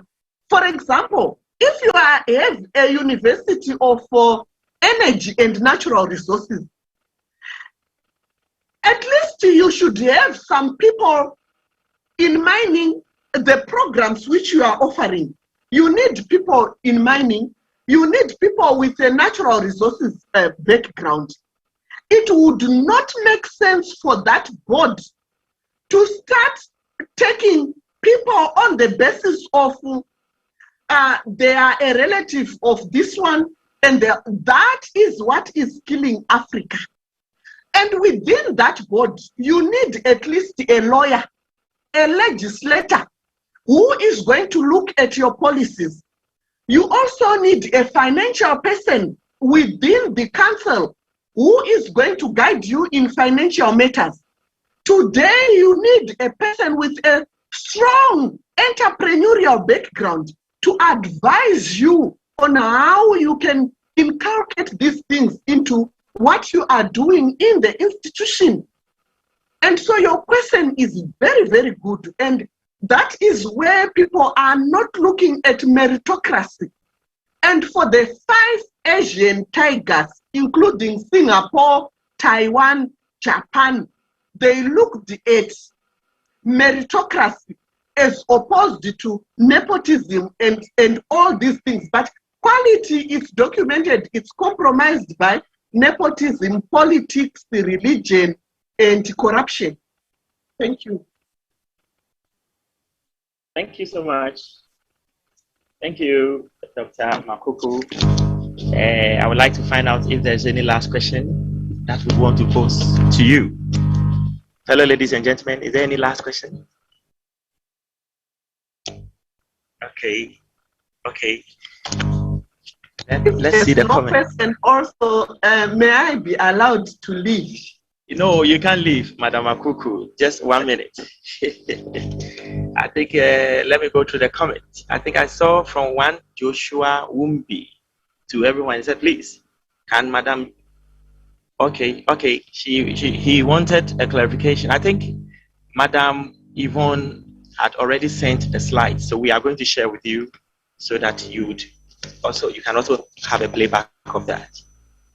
Doc Makuku, I think we will once again thank you, and then we really appreciate your contribution and presentation. And I believe that I think Mr. Owusu, I can see Mr. Osewusu wants to ask a question. Mr. Owusu, go ahead, please. Please, I would like to find out if Doc could make her slides available to us. Wow. Okay, they are being recorded. We'll see. Yes. Okay, so Doc is saying that they are being recorded. But we will try as much as the very ones that we have already, the sessions we've already had. I think as of yesterday and today, when you go via I think that's YouTube, you can get those informations, and then the videos recorded there, the pre-recorded ones are there. And then we are also making it possible so we can also send some of our slides to some of you, and then we'll make it possible where you can access it. But we are going to give you an information on that by the close of the session, the next session, whilst we are putting ourselves together on that. Thank you so much. Thank you so much. Dr. Makuku, thank you once again. Thank you. Thank you so much. All right. Ladies and gentlemen, we are so happy, and we thank you for your time and your patience. I think we are going to take our last presenter. We are going to take our last presenter after we will go for a break, and then we will have the very final person to talk to us. So we are going to usher in that is Dr. Irene Riverson-Brew, to talk to us. But before that, I think there is something critical we need to know about Dr. Irene Riverson-Brew. And then Dr. Irene Riverson-Brew is a former board member of Young Enterprise in Central and North London. She spent a number of years leading business schools and then coordinating the Peter Jones Enterprise and Entrepreneurship Program at Westminster Kingsway College in London. She won PJEA Business Enterprise Manager of the Year Award in 2014, and then in 2013, Enterprise Champion Award from the National Association of Colleges and Universities Entrepreneurs. Madam Irene, or Dr. Irene, joined Westminster Business School in 2006, and she has taught alongside leading the entrepreneurship pathway of business management degree. She's the business school's Africa Regional Coordinator, responsible for overseeing recruitment and partnership opportunity. She was previously an advisory board member for the British Council's Entrepreneurial Africa project. And she is currently a PhD holder in education at the UCL Institute of Education, where her major is leadership in primarily about service that is integral to the fulfillment of one's purpose in life. And the last I will add to that is that for her, she is with over 25 years experience in further and higher education with a focus on business management. Madam Irene, Dr. Irene, in fact, we can say so much about you, but I think it is enough to use this to usher you for us to know the personality we are dealing with. So Dr. Irene Riverson, you are welcome to share with us your presentation. Thank you. Okay. Thank you very much. Please bear with me whilst I share my screen.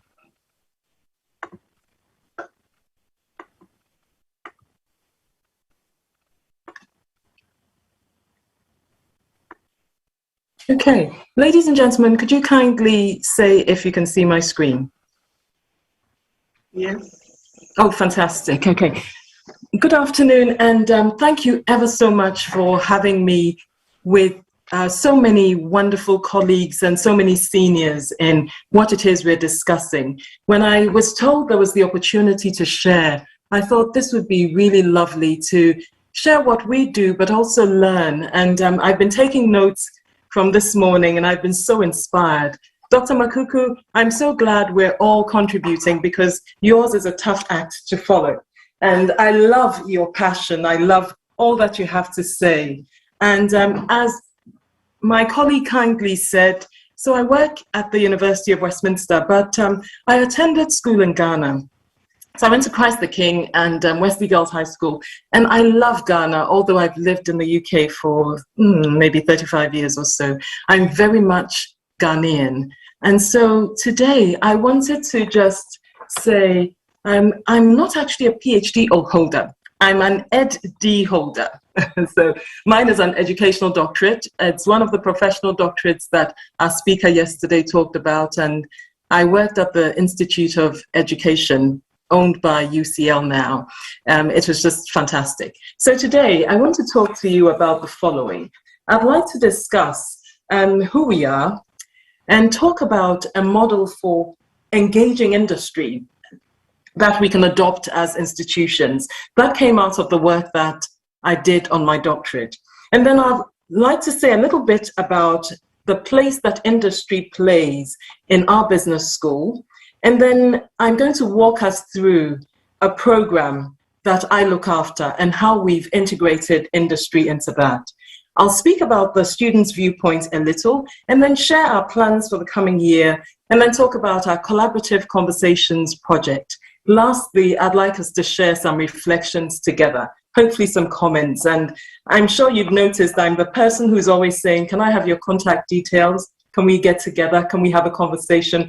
Because I'm first a student before I'm a lecturer.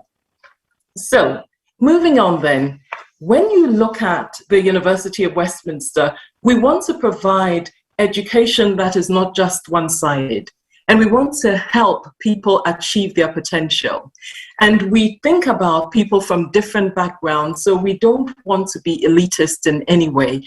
And most of the people who come to us come from so many nations of the world. As you can see, we have more than 180 nationalities. We're in the center of London, opposite Madame Tussauds, and just the fact that our students learn with people from all over the world is an education in itself. It makes our students much more adaptable, much more able to appreciate the fact that everybody brings something to the table. We have a good graduate employment rate, but that hides some of the challenges that we have because some parts of the communities that we serve do not get the very good jobs that others get. So that's something we're looking at. And we have over 19,000 students, a very big university, but that's just something that splits up. When we talk about a model for engagement, this is something that I developed as part of my thesis. The first thing to mention is that when we're looking at engaging with industry, we need to look at how it synchronizes with our purpose as an institution. And when Professor Angela spoke, she talked about how Ashesi wanted to educate ethical entrepreneurial leaders, and everything they do syncs with that. She was also talking about the challenges that we face in Africa, the fact that, you know, we send our raw materials abroad when we could actually be adding to the value chain. And so the program they've come up with in mechatronic engineering is about harnessing that issue, that opportunity. She talked about the skills that we could develop in our students through what they engage with. And she talked about the holistic part of our education and our systems and what it is we're presenting. She also mentioned the fact that staff from the Swiss school will be working with staff in Ghana. It will be a wonderful opportunity for growth and development. So when we talk about engagement, we can look at it and think, you know, does it sync with our purposes? What will it do for our students? What will it do for our staff? What are the threats and opportunities that are presented to us, and what can we do about them? When I think about, sorry, beg your pardon, I hope this isn't, that's fine. Okay, when I think about industry's place in our institution, and especially on the course, I see that industry is really important because we are constantly talking to them about how we design our courses. We have to revalidate our courses every 5 years, but beyond that, we're always having conversations. So we've scheduled a focus group with some people we work with to talk about what we should be teaching students, what is relevant when it comes to entrepreneurship and so on. Our industry partners review our draft syllabus or the syllabi that we produce, and they tell us what it is that they need to see and whether or not we've got it right. And often we make adjustments. I'm going to talk about one particular module in answer to Dr. Makuku, and that will come back to that. Our industry partners help us with assignments, with setting and with assessing our assignments. And in addition, they help us with placements and to be able to give work experience to our students. This is not easy. So we don't get them, you know, just coming all the time. We have to seek out partners. We have to work with our contacts. I just try and use every single contact I have in order to get our students placements, opportunities, etc. Another thing we have is this idea of consulting. So one of the companies we work with is called State of Flux. The founder, this gentleman called Alan Day, has just moved back to New Zealand, but he's one of the people that tells us about what's current. And because we have the opportunity to be online, we have conversations that are over Teams or over WhatsApp sometimes, talking about the programs.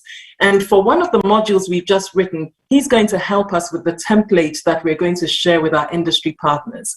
This lady here, Jenny Garrett, recently won an OBE. She's one of our alumni, and she's one of our doors to many businesses because she works with the Guild of Entrepreneurs to tell them about our students and bring various people into us. She's one of the people that I speak to about the currency of what we're presenting. In addition, I wanted to talk here about the fact that industry has become very, very relevant because they're actually driving some of the modules that we present. There is one called Innovative Consultancy Solutions that we've just written. And what that module is really a module that is built around solving problems for businesses. So we've got someone like Alan giving us a problem from New Zealand. We've got Kweku Bejuado giving us one from Southern Africa, Standard Chartered. We've got one of my classmates giving us a problem that's to do with Ghana Best, the brand, food. We've got Levi Roots, who is the founder of Reggae Source. We've got Westminster Council, a host of other institutions. And we think that module will just exercise our students in critical thinking, the building of their skills and time management and all those things that we've already mentioned. And we try to use industry when it comes to field trips. So for example, there's the business show, and it was online this last year. In fact, my whole year has been online, but we're hoping to physically go see what's happening in business and learn from it. Beg your pardon. Okay, so walking through our program then, this BA Business Management Entrepreneurship.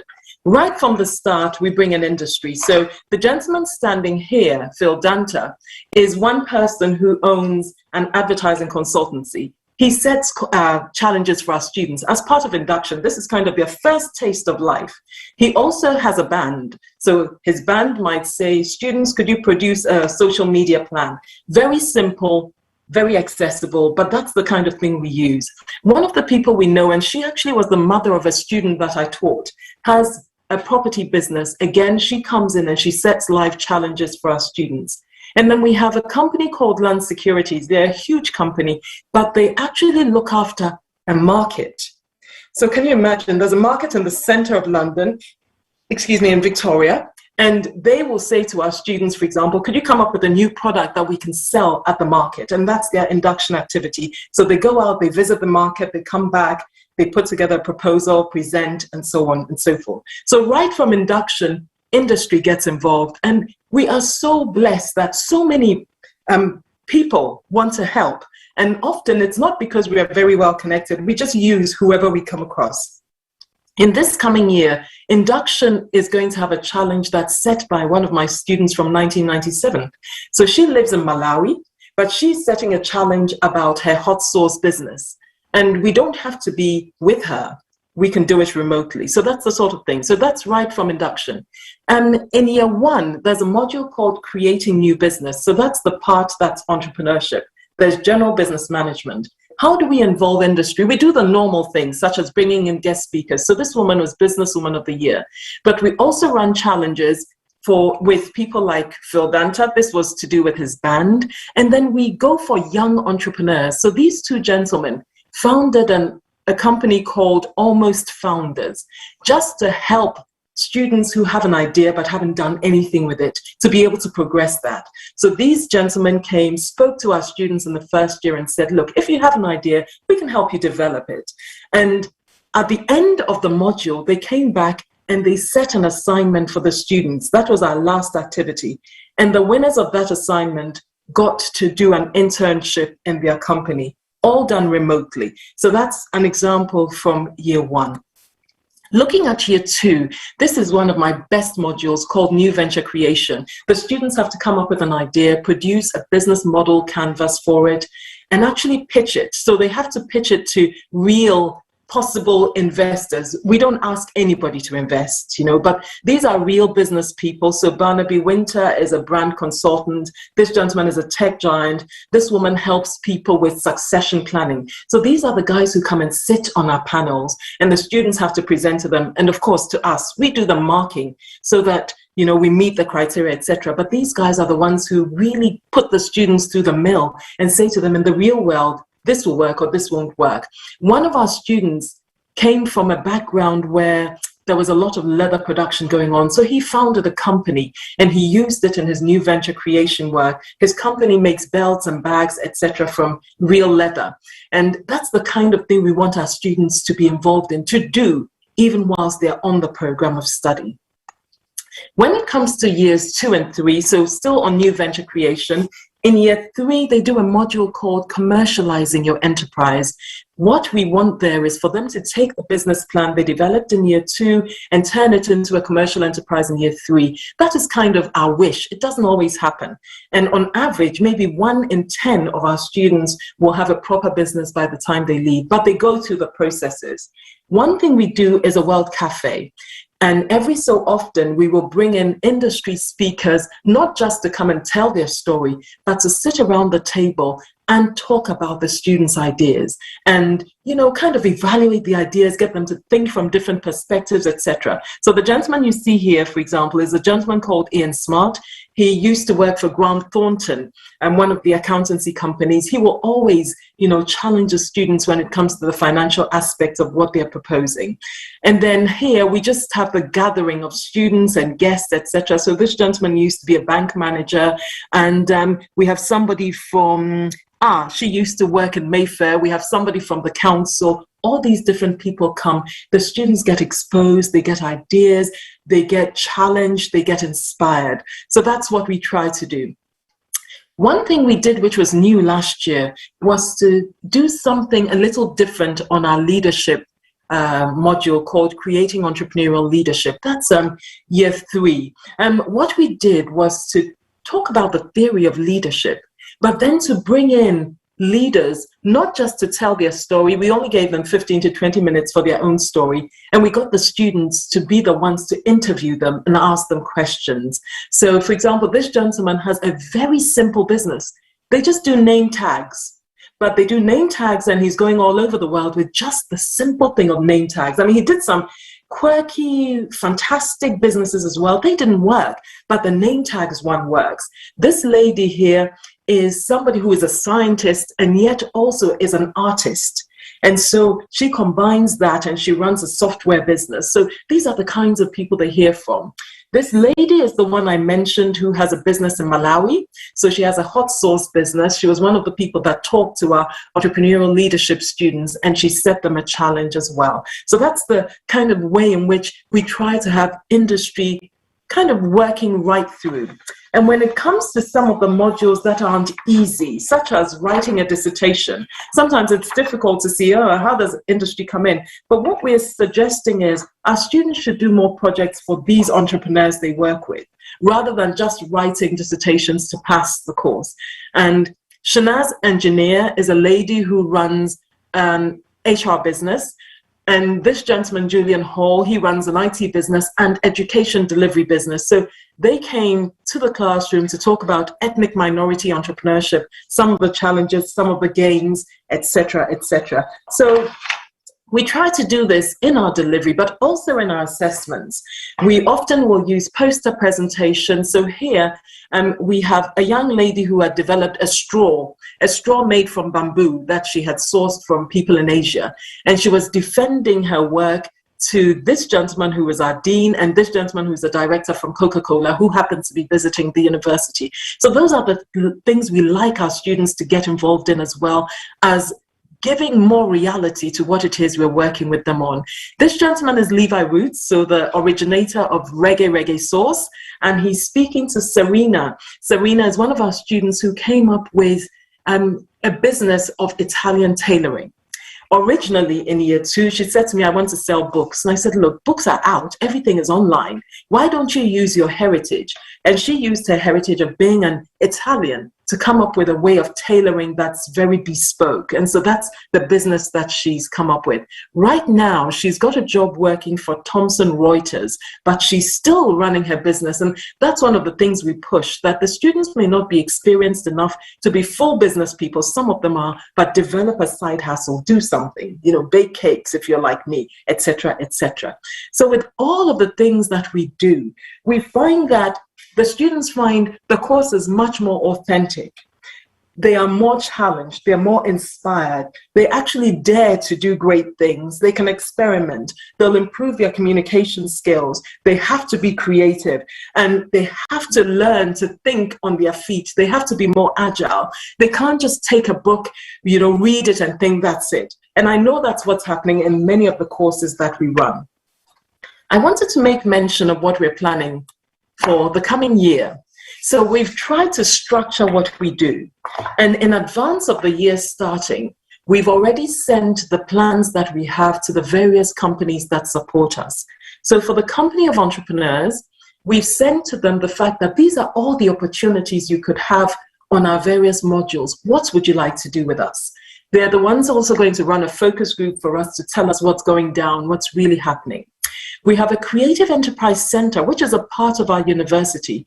In there, people from across the university go to develop their ideas. What we want to do with them is to marry those creative people across the university with our business students so we can form partnerships. Because not all our business students have ideas, but they would all like to work in companies. So we're looking at how we can do that. And then the City of Westminster are going to be meeting with us to talk about how they can contribute. So that's local government, and how they can work with us as we plan for things like Global Entrepreneurship Week. I put in the 125 fund because this is a fund similar to the innovation fund described by one of our colleagues. This is something the university raises money for, and it gives grants to the students to try out their ideas. So the gentleman, for example, who has the leather business, got a grant to get his business off the ground. So we're hoping to get our students really primed up to tip into the 125 fund and make use of the opportunities whilst they're here.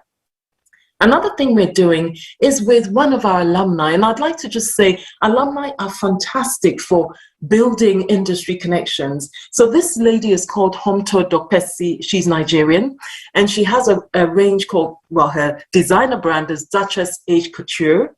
And what we did was to just meet her online, get to know her, and ask her, could you run a competition during Global Enterprise Week for us?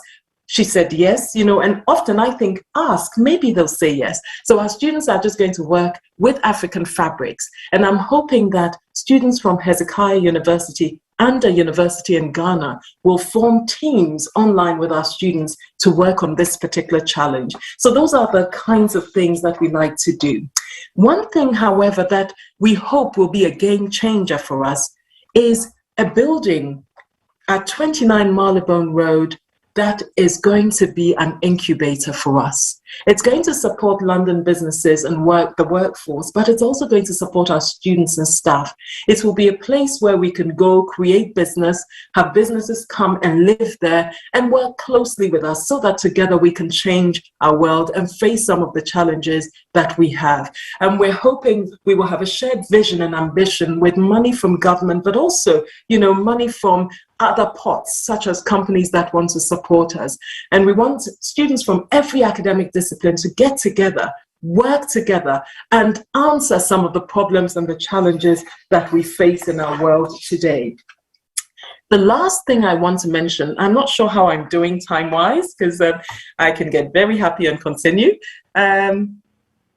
is this. So this is a project that we started just before the beginning of the last academic year.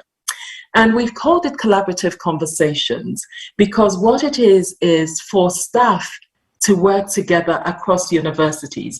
So staff from our business school connect with staff, and we've already connected with 3 members of staff from Ashesi, 2 members of staff from UPSA. We meet together, talk about our common interests, and then we watch each other's classes remotely. We then comment. So once we've done that, we come together and have another conversation, talk about what we've learned and any cultural dimensions that we want to explore. And following on from that, we may decide, okay, we've had our conversation, we'll converse with somebody else, or we might decide we want to move forward. So with Eugene from Ashesi and Supen from Westminster University, they've decided after their conversation that they're going to become guest lecturers in each other's lessons in the coming year. So this is something that I want to put out there. If there are other colleagues who want to have collaborative conversations, who want to think about how, we can learn from each other, then you're very welcome to contact me. I'll put my email address into the chat. And it will be great to see where these collaborative conversations can take us. The aim of the project is twofold: to improve our pedagogic practice, because we know we don't know everything, of course. And secondly, to improve our cross-cultural understanding, because we think a lot hinges on culture. So, gentlemen and ladies, c'est ça, this is me. Thank you so much for listening, and I'll be very happy to take any questions you might have. Thank you, Dr. Brew. That is very great. I see the hand of that is Mr. Osei Owusu. Please, you on floor. You can ask your question. Please, I was just starting. I enjoyed the presentation. Thank you very much, Doctor. You're welcome, sir. Wow. Okay, that's great. Dr. Mabuku, do you have any questions? Any question, Dr. Makuku? No, I'm just excited, and what I am just thinking is implementation. You can see they plan and they do. They implement what they plan, but in most cases, and let me say in some cases, good planning, excellent initiatives come on board, but the implementation never sees the light of the day. That's the painful thing. But this one and Ashesi, they plan to do things and they do them. Thank you. I wish we could all do that. And Dr. Makuku, could I quickly comment on that? One thing I've learned, and I'm sure many have learned, is that often we have to start small.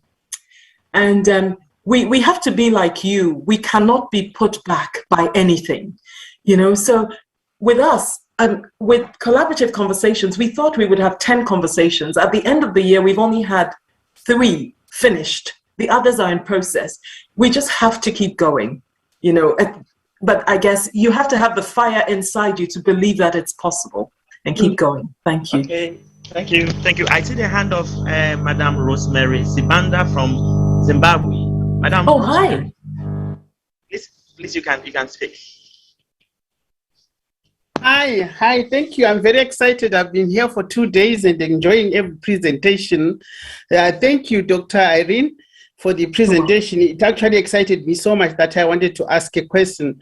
But besides asking a question, I want to commend you for being practical, like Dr. Violet has just said. Very practical, very exciting. When I saw all those people that you were putting together, I was wondering, is it because she's so connected? And then you answered by saying you are not actually so connected, just ask, they may say yes. And I took that as a quotable quote.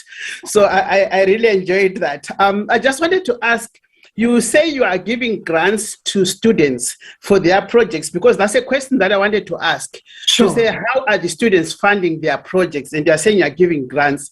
What is your source of grants? Okay. Oh, that's a very good question. And actually, it's something I didn't mention. So we have a certain gentleman called Jordan Scammell, who leads a team who go in search of funds. So they go and ask our wealthy benefactors, those who attended our university, and other people who are looking for projects to support. So they just go asking, and he's a fundraiser. So actually one of the things I've asked him to do is to talk to our students about fundraising, because we have a module where they have to raise funds for charity. So he goes out and he tries to get money.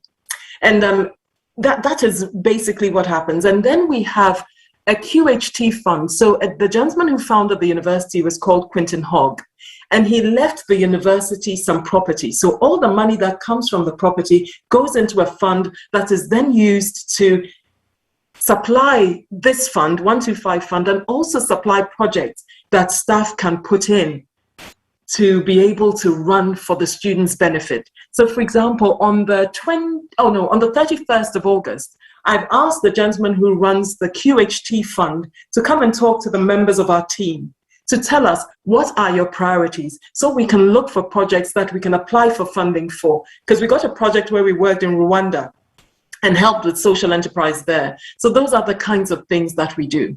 So alumni, you know, some alumni are pretty wealthy, and we just ask them, you know, would you like to make a donation? You know, give back. That's really, really important to us. That's so great. That's so great. I think we are really, really learning something.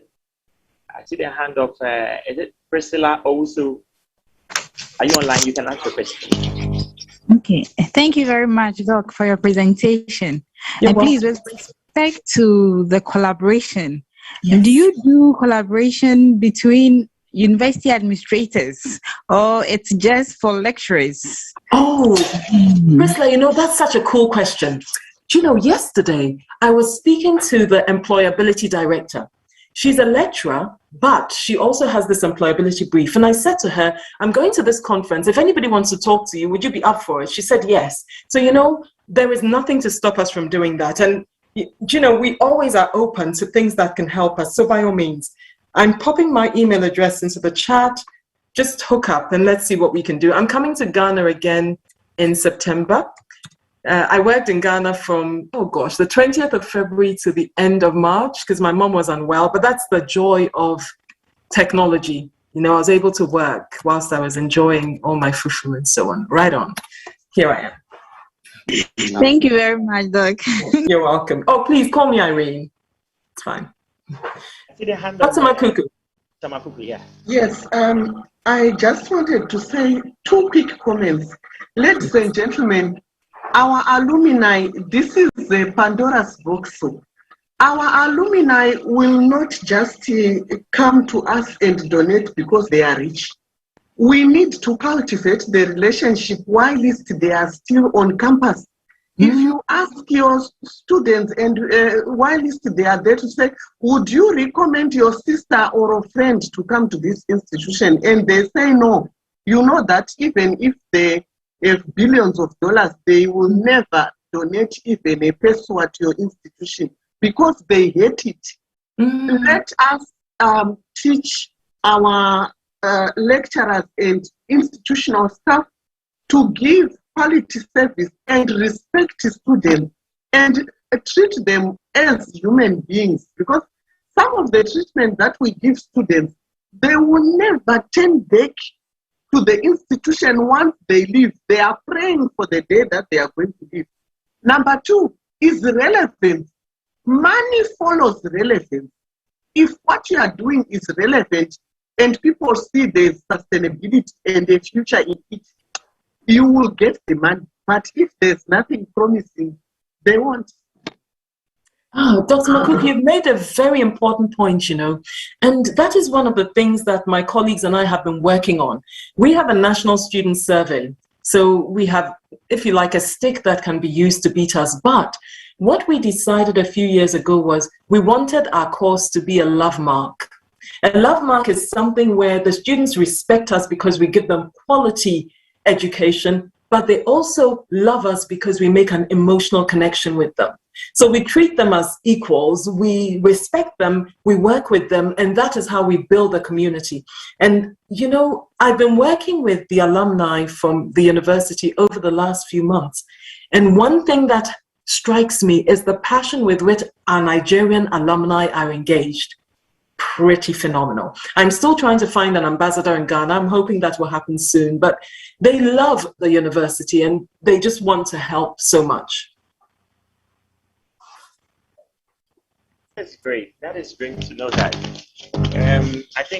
I believe that your kind of model should be a mentorship to other universities, which I believe that you are doing so well at the University of Westminster.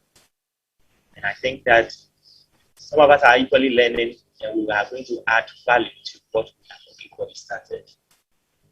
My personal question to you, Dr. Rivers-Brew. I saw your presentation and I could see what you are doing. That initially, when we introduced you as a PhD holder, you just said you are a professional doctorate holder. I think I want to listen to you, since we have academic lecturers and then teachers, PhD holders, and then the university administrators online with us. So we can send a voice across so that we can resolve that dichotomy between that of the issue, which I think yesterday Professor Etua Hinijima raised that session, that these days we don't recognize that of those with professional doctorates. But it's like those in that area of PhD are much more given their attention, so that you can tell us on authority that this is the time, there is grounds for collaboration and dialogue, should also champion a cause for how and why and justify the reason why professional doctorates needs to be encouraged also in our universities. I want you to take that assertion. Okay. I guess I'll start off by saying that PhDs are as valuable as they ever have been. That will definitely be absolutely fine, because some people want to do research degrees. Now, what took me to the Institute of Education, to UCL, to do a professional doctorate was the fact that I realized that my heart and soul was in teaching. And I really wanted to study something that would impact my practice. And I had also fallen in love with entrepreneurship. So at the end, in terms of how much I wrote 85,000 across the course, but 45,000 of that was a thesis, and the remainder of it was made up of taught modules. So I had to do 4 taught modules and then write an institution-focused study. My institution-focused study was about foundation degrees. My thesis was about enterprise culture in 2 institutions.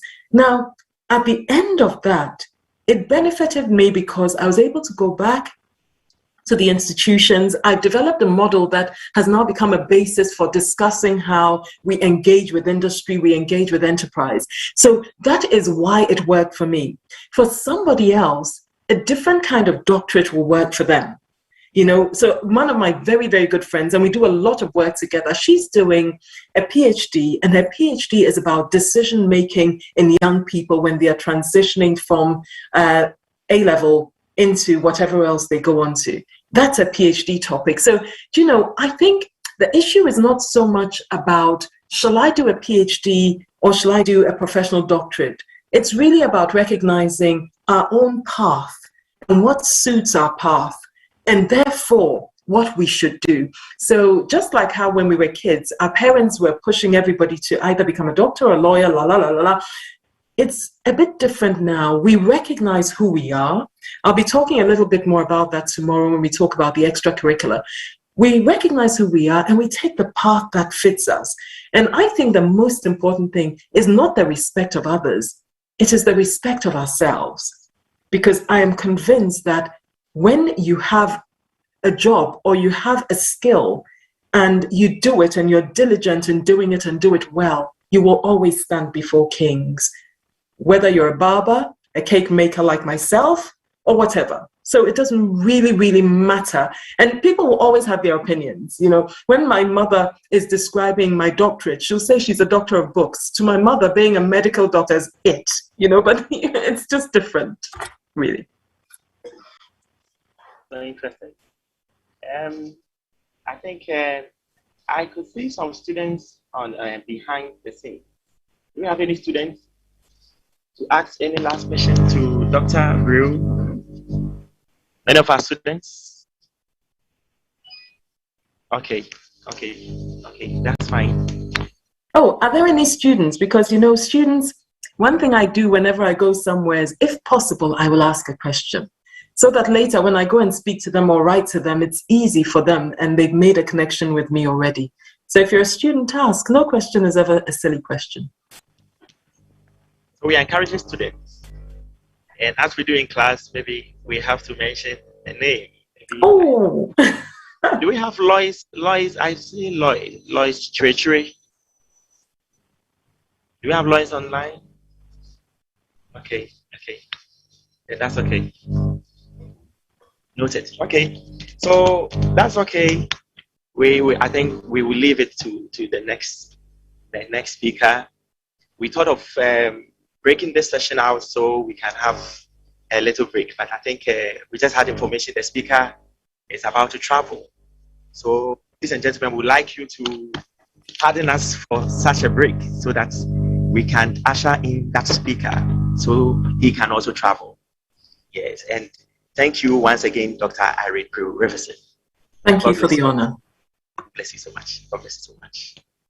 The next speaker we have is going to speak on employability and skills and innovation in the 21st century graduates. So he is going to give us more focus in the area of innovation. And it's no other person than the speaker we had who spoke to us yesterday, Mr. Franklin Owusu-Karikari. He is the Director of Business Enterprise and Policy at the National Entrepreneurship and Innovation Program. And I think I can see his slides is already on the screen. So, Mr. Franklin Owusu, you are welcome. All right, thank you very much.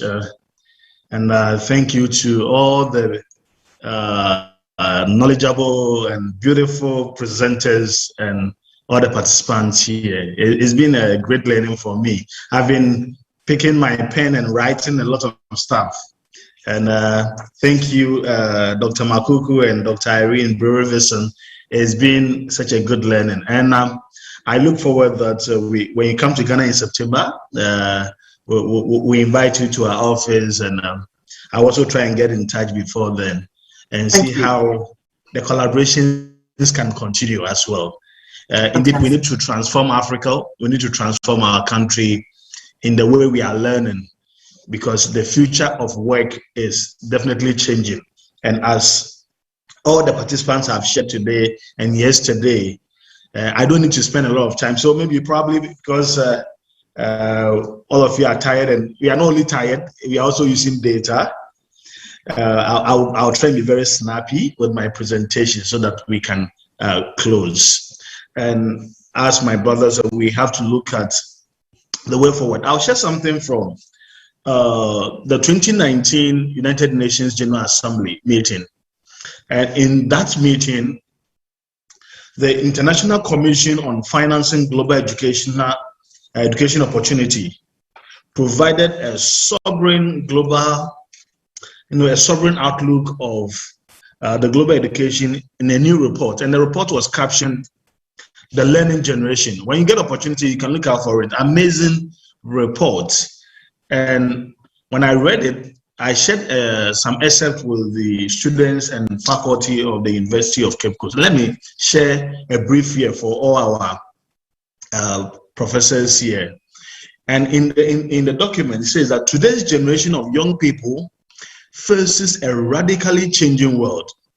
And up to half of the world's jobs, around 2 billion, are at high risk of disappearing due to automation in the coming decades. In contrast to the impact of innovation in previous generations, new technologies risk not creating new jobs at anything like the scale they are eradicating them. So we are looking at, if you look at the courses, the programs that are being offered in the universities here in Ghana and globally in Africa, you can see that nothing has changed much from the colonial era when those courses were introduced. And the kind of people we are churning out and the kind of thinking we had previously is mostly the same, with little tweaking here and there. But we are going to lose about half of the world's jobs, which is around 2 billion. So there are people who will start a course, by the time they are done with the final year and they come out, they are already with a profession that have absolute job opportunities.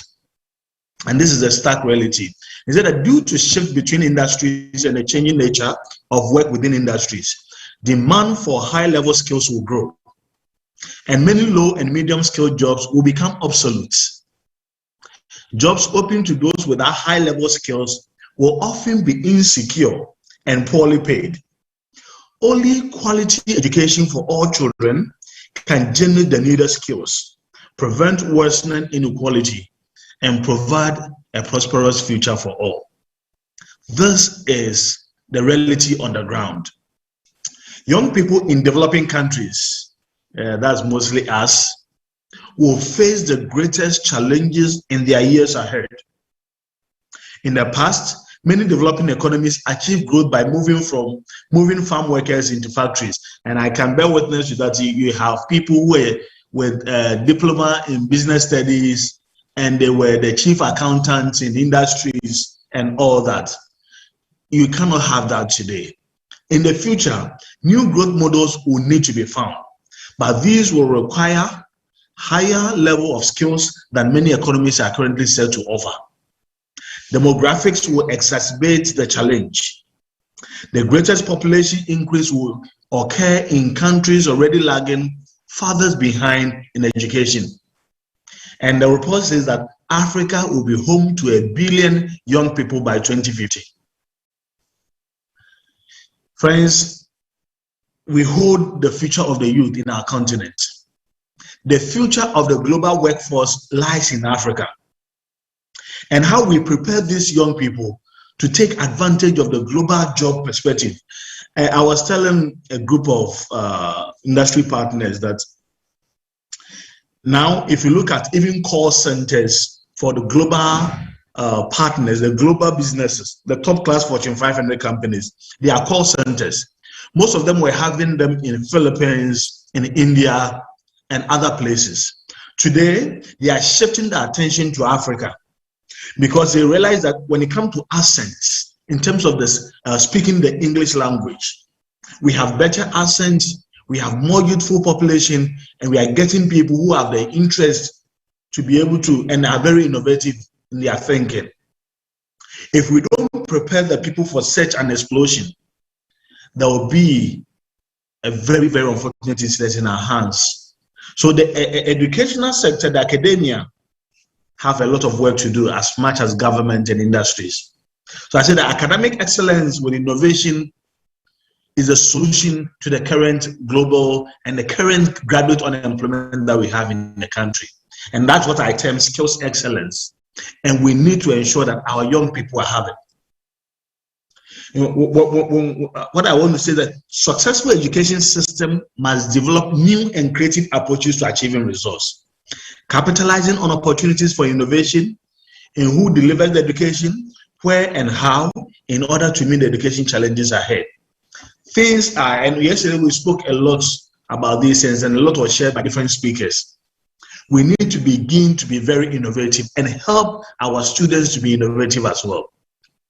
This is how we are going to be able to create graduates with the key required employability skills. And innovation is the key. Innovation in all key aspects of learning, all key aspects of disciplines that these young people have to go through. This is how most of us have to learn a lot of things on the street. So I have a book which is coming up, and I know my professors here will beat me. And the book is captioned "What My Professor Never Told Me." Just to emphasize a lot of things that we learned from the streets. But today we believe that this street stuff can be incorporated into our curriculum, into our educational mode. And Dr. Makuku was stressing on the delivery, the approach, the methodology that we are even presenting these things to the young people. So we need to be able to begin looking at how we can make our graduates, with that skill, how we can make them to be attractive, that the corporate environment will be fighting for these young people. Ghana can become the next exporter of human capital. Africa can become the next exporter of human capital. But it's all depends on how we are able to groom these young people, how we are able to groom and prepare them for the world of work. Enhancing academic excellence and innovation requires us to enhance alignment between academics and economic opportunities in the states, in our country, in the nation, and across the globe. We must ensure that our graduates are prepared to compete in areas with high workforce.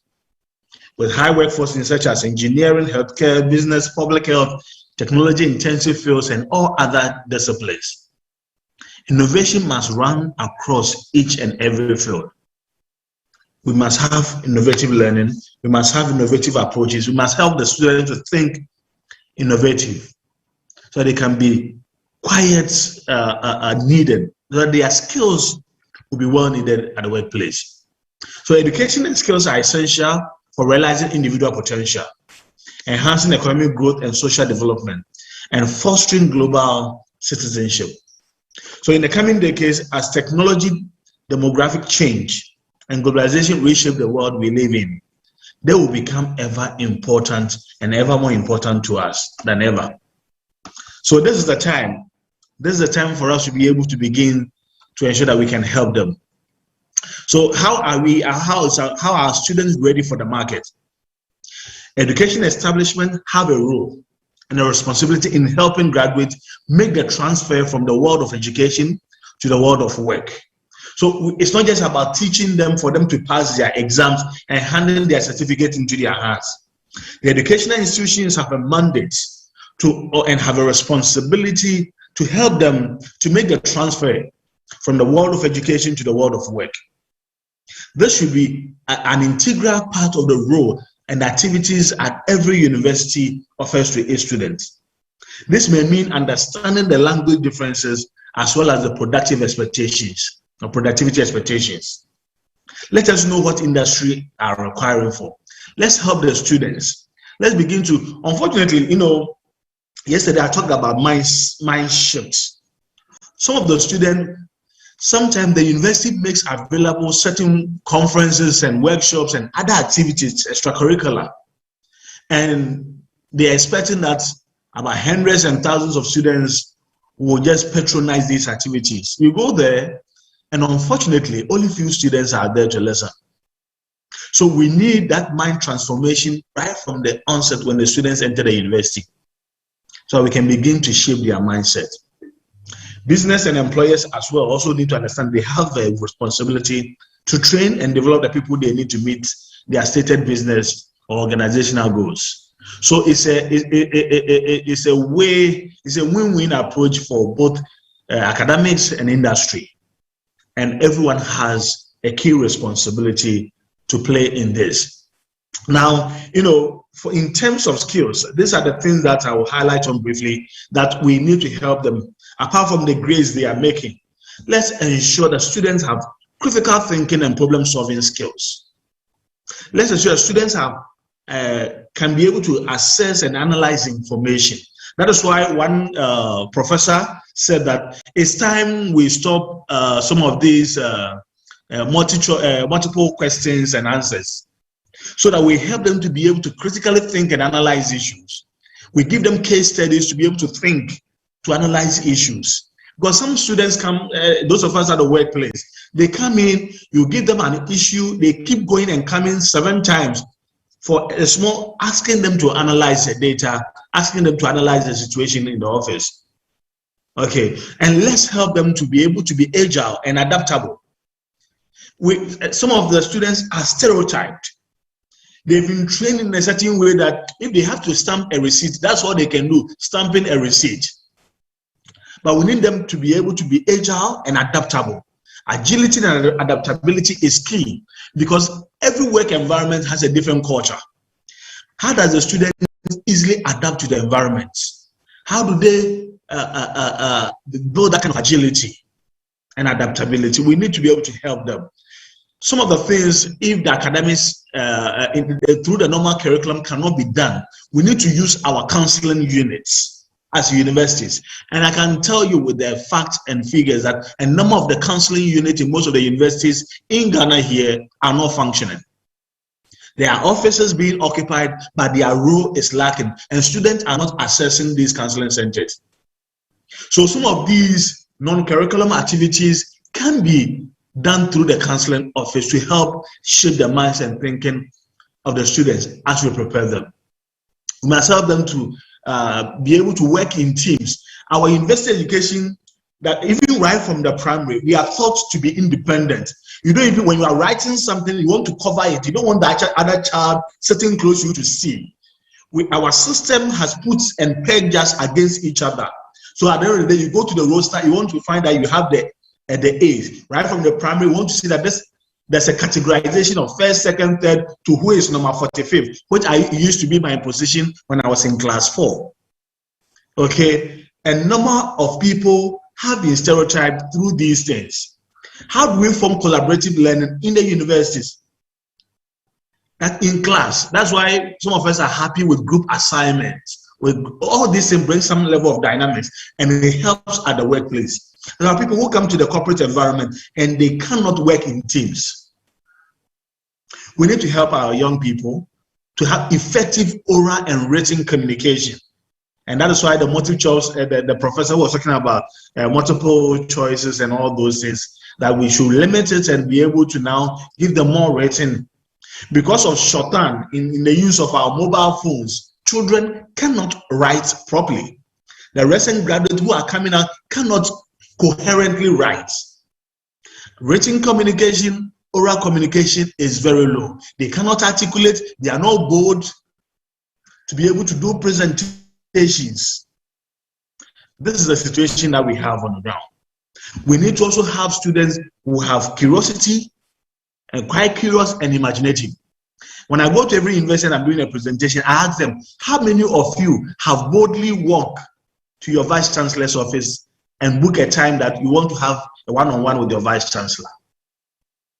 Some of us, the vice chancellor, we make ourselves too that students cannot even approach us. Let's be open. Let's help students to be curious. Let them be ready to ask questions. We should not intimidate them. We should help them. And when they have that kind of level of collaboration, it reflects in the work environment when they come.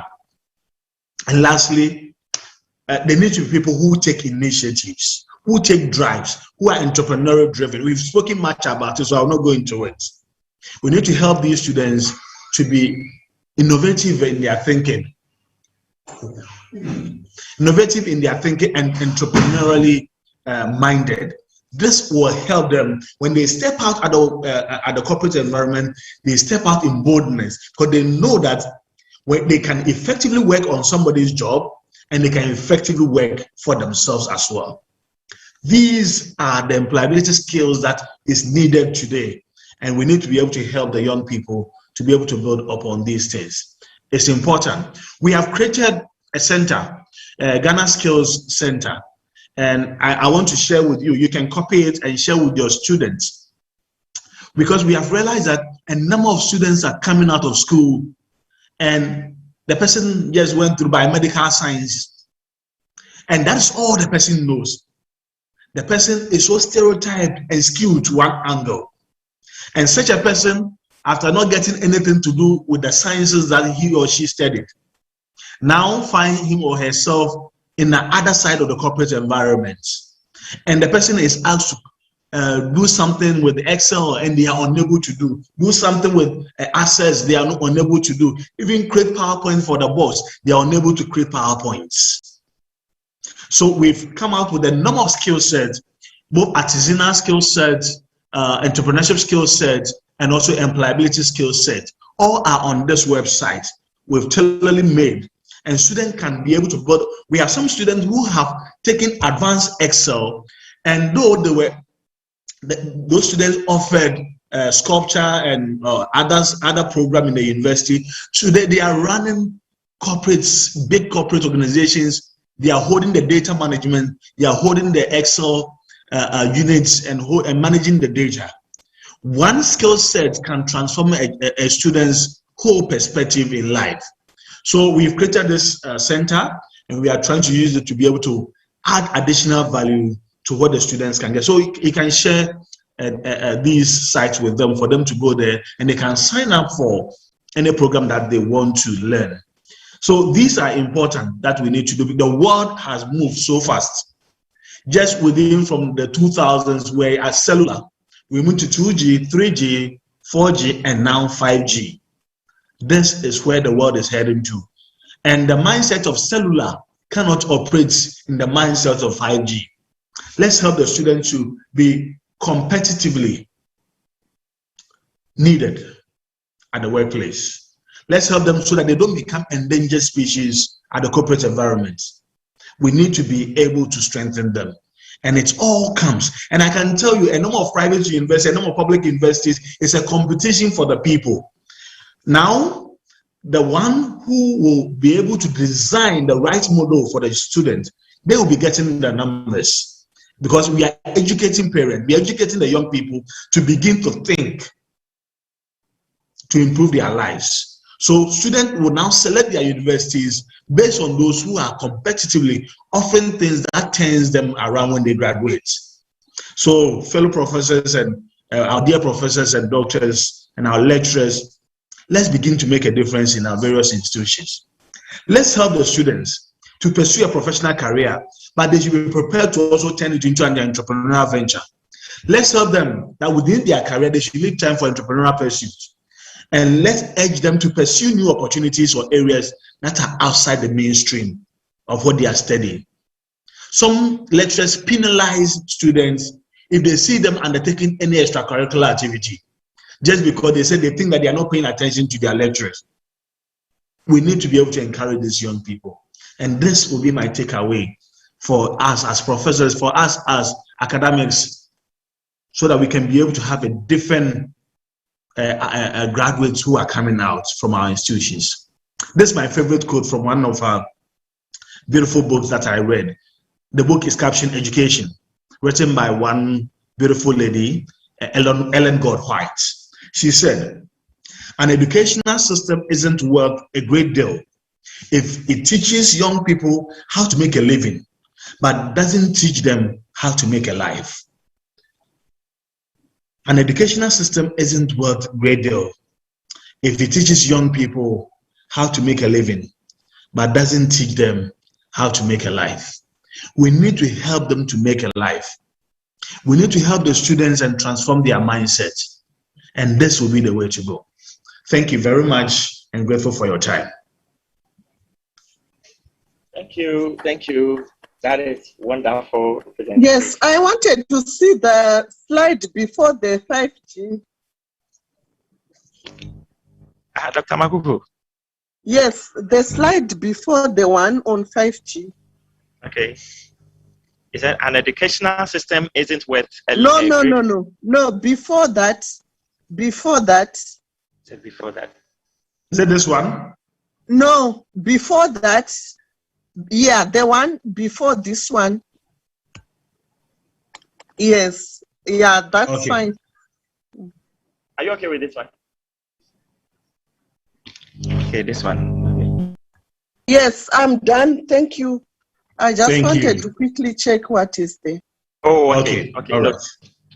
Please, ladies and gentlemen, the floor is open for questions to Mr. Franklin Wusu. He said an education is not worth a living. Wow, that's great. Dr. Brew, do you have any question to Mr. Franklin Wusu in his presentation? Mr. Wusu, I wanted to ask how we're promoting collaboration between the TVET and the universities, because I think we miss out on so much. I had the fortunate situation of working in both institutions, and I think sometimes we miss out. I was just wondering what you might be doing, please.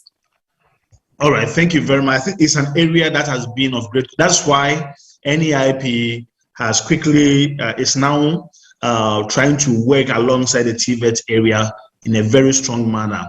So currently the government has been able to create we have the TVET Commission now, and they are also trying to ensure that they extend their tentacles not only to the technical universities, but also to be able to ensure that whatever that we are doing in other universities, they can also form that collaboration. But for us as an agency, we are strongly collaborating with the CODVETs, the TVET Commission, and also the MVTI.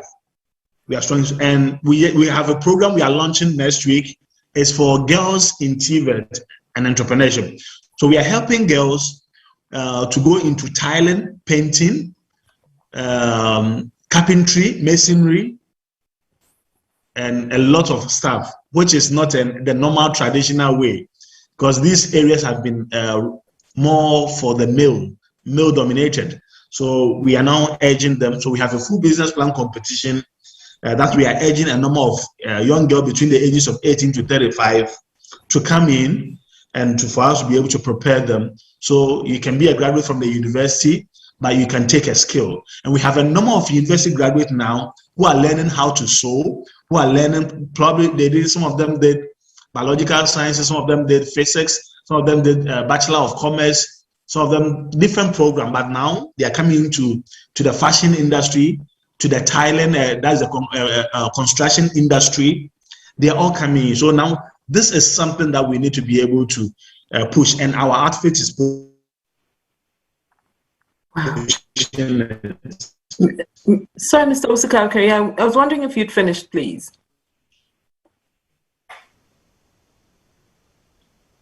Hello. Okay. Please.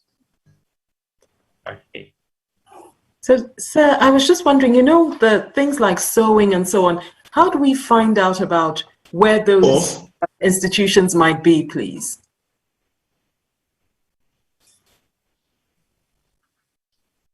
I think Mr. Owusu is struggling with his network. Okay. That I've registered with us.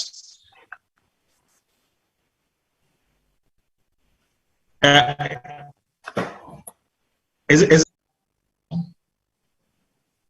Hello? Yeah, I think your network is it's a challenge, but you can speak. You can speak.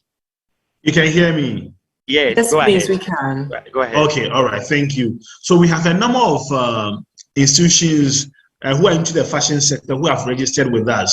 Okay, Joyce Abebio and Co., we know where they are. They are right close to us at Cantonment here. Any sector, anywhere you want to go. So we are available. I'll also share my details, and we can, whatever sector you want people to come in there, we can direct you to those sectors. So we have a number of fashion units that have registered with us, and we send young girls and young guys there to go there to study and prepare themselves.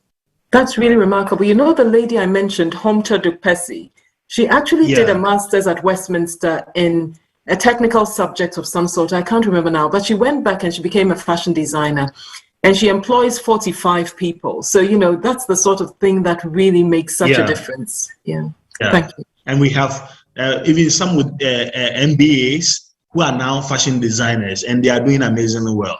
Absolutely. Thank you. Good. I think Mr. Franklin also, someone was requesting for your email address. I think that is Mrs. Rosemary Zibanda was requesting for your email address. So kindly, quickly put it in the chat box. I will share it in the chat box. Yes. And I see one hand raised. I think Mr. Ampofu Gracious wants to ask a question. Ampofu, you're on floor. Good afternoon. Yeah, good afternoon. You can speak. I want to say I've learned a lot from this seminar, and I thank the organizers for giving us this opportunity. Now, I was listening to Mrs. Irene Riverson. Is that right? Yes, sir. Okay, that's the name. That's the name. Yeah. Okay. I was particularly excited with the presentation, giving young people the opportunity to explore the innovative aspect of them. But I am not in a university. I am teaching in a higher, an IG school. And I think, like the saying goes, you can't teach an old dog new tricks. So if some of these innovative ideas and entrepreneurial ideas, if we can have a way of cultivating it right from the junior schools, I believe if students end up in the higher institution, they would have had the experience and then the courage to do them. So I just want to know, the Westminster University, I know she's heading this innovation program over there. But would she be interested in working with a high school, like let's say a secondary school, not necessarily a university? Because I would like to have that collaboration with her and see how best we can do a similar thing in my school. It is actually an international school down as the IGCSE program. But the discussions and all that really excite me, and I want us to have that kind of program running in my school as well, to give the young people over there the opportunity to start growing their entrepreneurial skills. I hope I'm clear. Wow, Dr. Dr. Brew, if I may answer, I mean, that's so cool, because before I worked full-time for the University of Westminster, I've been there since 2006. I was part-time till about 2017. I worked in a college, so I was dealing with 16 to 18-year-olds, and the program we were running was the Peter Jones Enterprise Academy program. So the students were 16 to 18, and they had to come onto the course and attempt to set up a small business. That was how their kind of A-level type course was built. So I spent, oh crikey, about 7 years running that particular enterprise academy. And when we were doing that, we actually run competitions for a secondary school. So my daughter used to be in secondary school around the corner in Victoria. And we ran a competition for those girls there who were, you know, now kind of growing and year 10 students. One thing I didn't maybe say a lot about is the fact that some of my classmates from Wesley Girls and I and some friends from the UK have just set up a charity, and we're working with 2 secondary schools in Ghana to mentor the young ladies to give them leadership skills and help them negotiate the paths of life, because we think they can be world changers. So I'm very interested in schools. I think sometimes we miss a trick with the young people. I was trying to sell meat pies when I was 11 years old, and my father stopped me. If it were today, I'm sure he'd have bought me a bigger oven instead, you know. So yes, by all means, get in touch and let's see where we can go. That's so great. In fact, I can't wait to enjoy your meat pie as well. Not bad, not bad, I can assure you. I almost missed the plane because I was making some for my parents, but that's neither here nor there. Oh, okay, noted, noted. Mr. Franklin, any final words? But questions are still open. So, yeah, the floor is still open. All right, so I'm grateful for the time and the opportunity. I'm learning from everyone here. And for me, aside as a government agency, we are always ready to take any recommendations from the academics and all the big shots that are here. Because we are pulling a lot of things together. And for me, at the side of pulling, we are trying to make sure that we concretize things for the young people here, so that we can be able to drive the massive youth that we have in this country and put them to work. This is my dream and desire from where I stand. And every time I get the opportunity to meet the finance minister and the vice president, these are the discussions we are having. How do we really create the avenue to create more jobs for the young people? So I'm always open, whatever discussions you want us to have, and also whatever ideas you have for us to be able to help the young people, we are very open. And we have some small resources to put at the disposal of the young people who are innovative in the various universities, for them to be able to begin implementing their ideas. So we have some level of funding to help the young people. And we have started a program called the SEI, Student Entrepreneurship Initiative. Now it's from a high school to the university level. Because of COVID, we've not been able to enter all the universities. And now that the students are beginning to find their feet, we'll get back to the campuses and ensure that we sign memorandum of understanding with all the universities and launch the entrepreneurship clubs and have the SEI running in all the universities. So we are ready, and we'll look out for models that Irene and the team are doing Westminster, so that we can see how we can fashion these models into our high schools and the universities. I am a very open person, and at this time around, it's not a political talk, but we are walking our talk. Thank you very much. Thank you so much too. Thank you so much too. It has been a great day.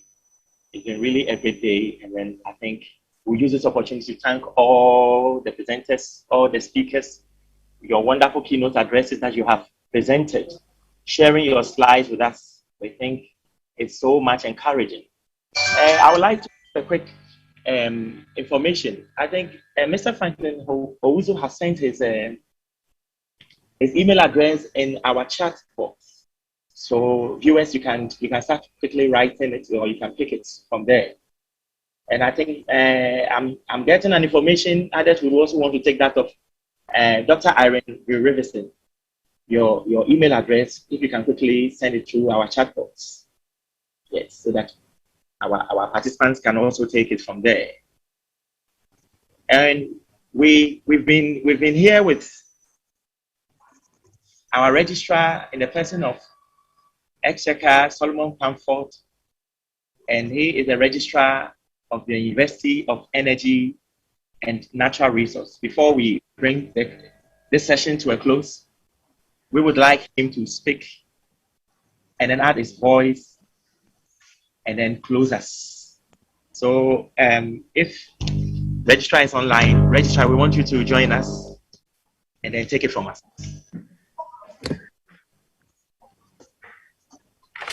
Yeah, hello, can you hear me? I hear you, registrar. Right, thank you so very much. As he said, my name is Solomon Pamford. I heard something like Exchequer, but it's Esquire. I started as an artist, a graphic designer, went ahead to do communications, and then finally law. So I combine a lot of things. On the other side too, I do some sewing. I didn't learn it but I will show you how I did it. Maybe from my background as an artist.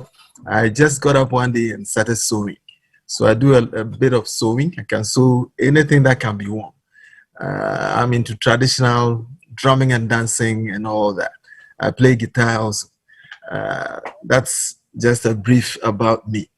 I want to thank the organizers for making me part of this wonderful experience. Unfortunately, I have not been able to sit through from the beginning, and therefore I would not attempt any form of a summary of any sort of the proceedings. But I want to commend the various speakers and presenters for the thought-provoking, innovative, educative, well-researched, practical-oriented presentations from the beginning till now.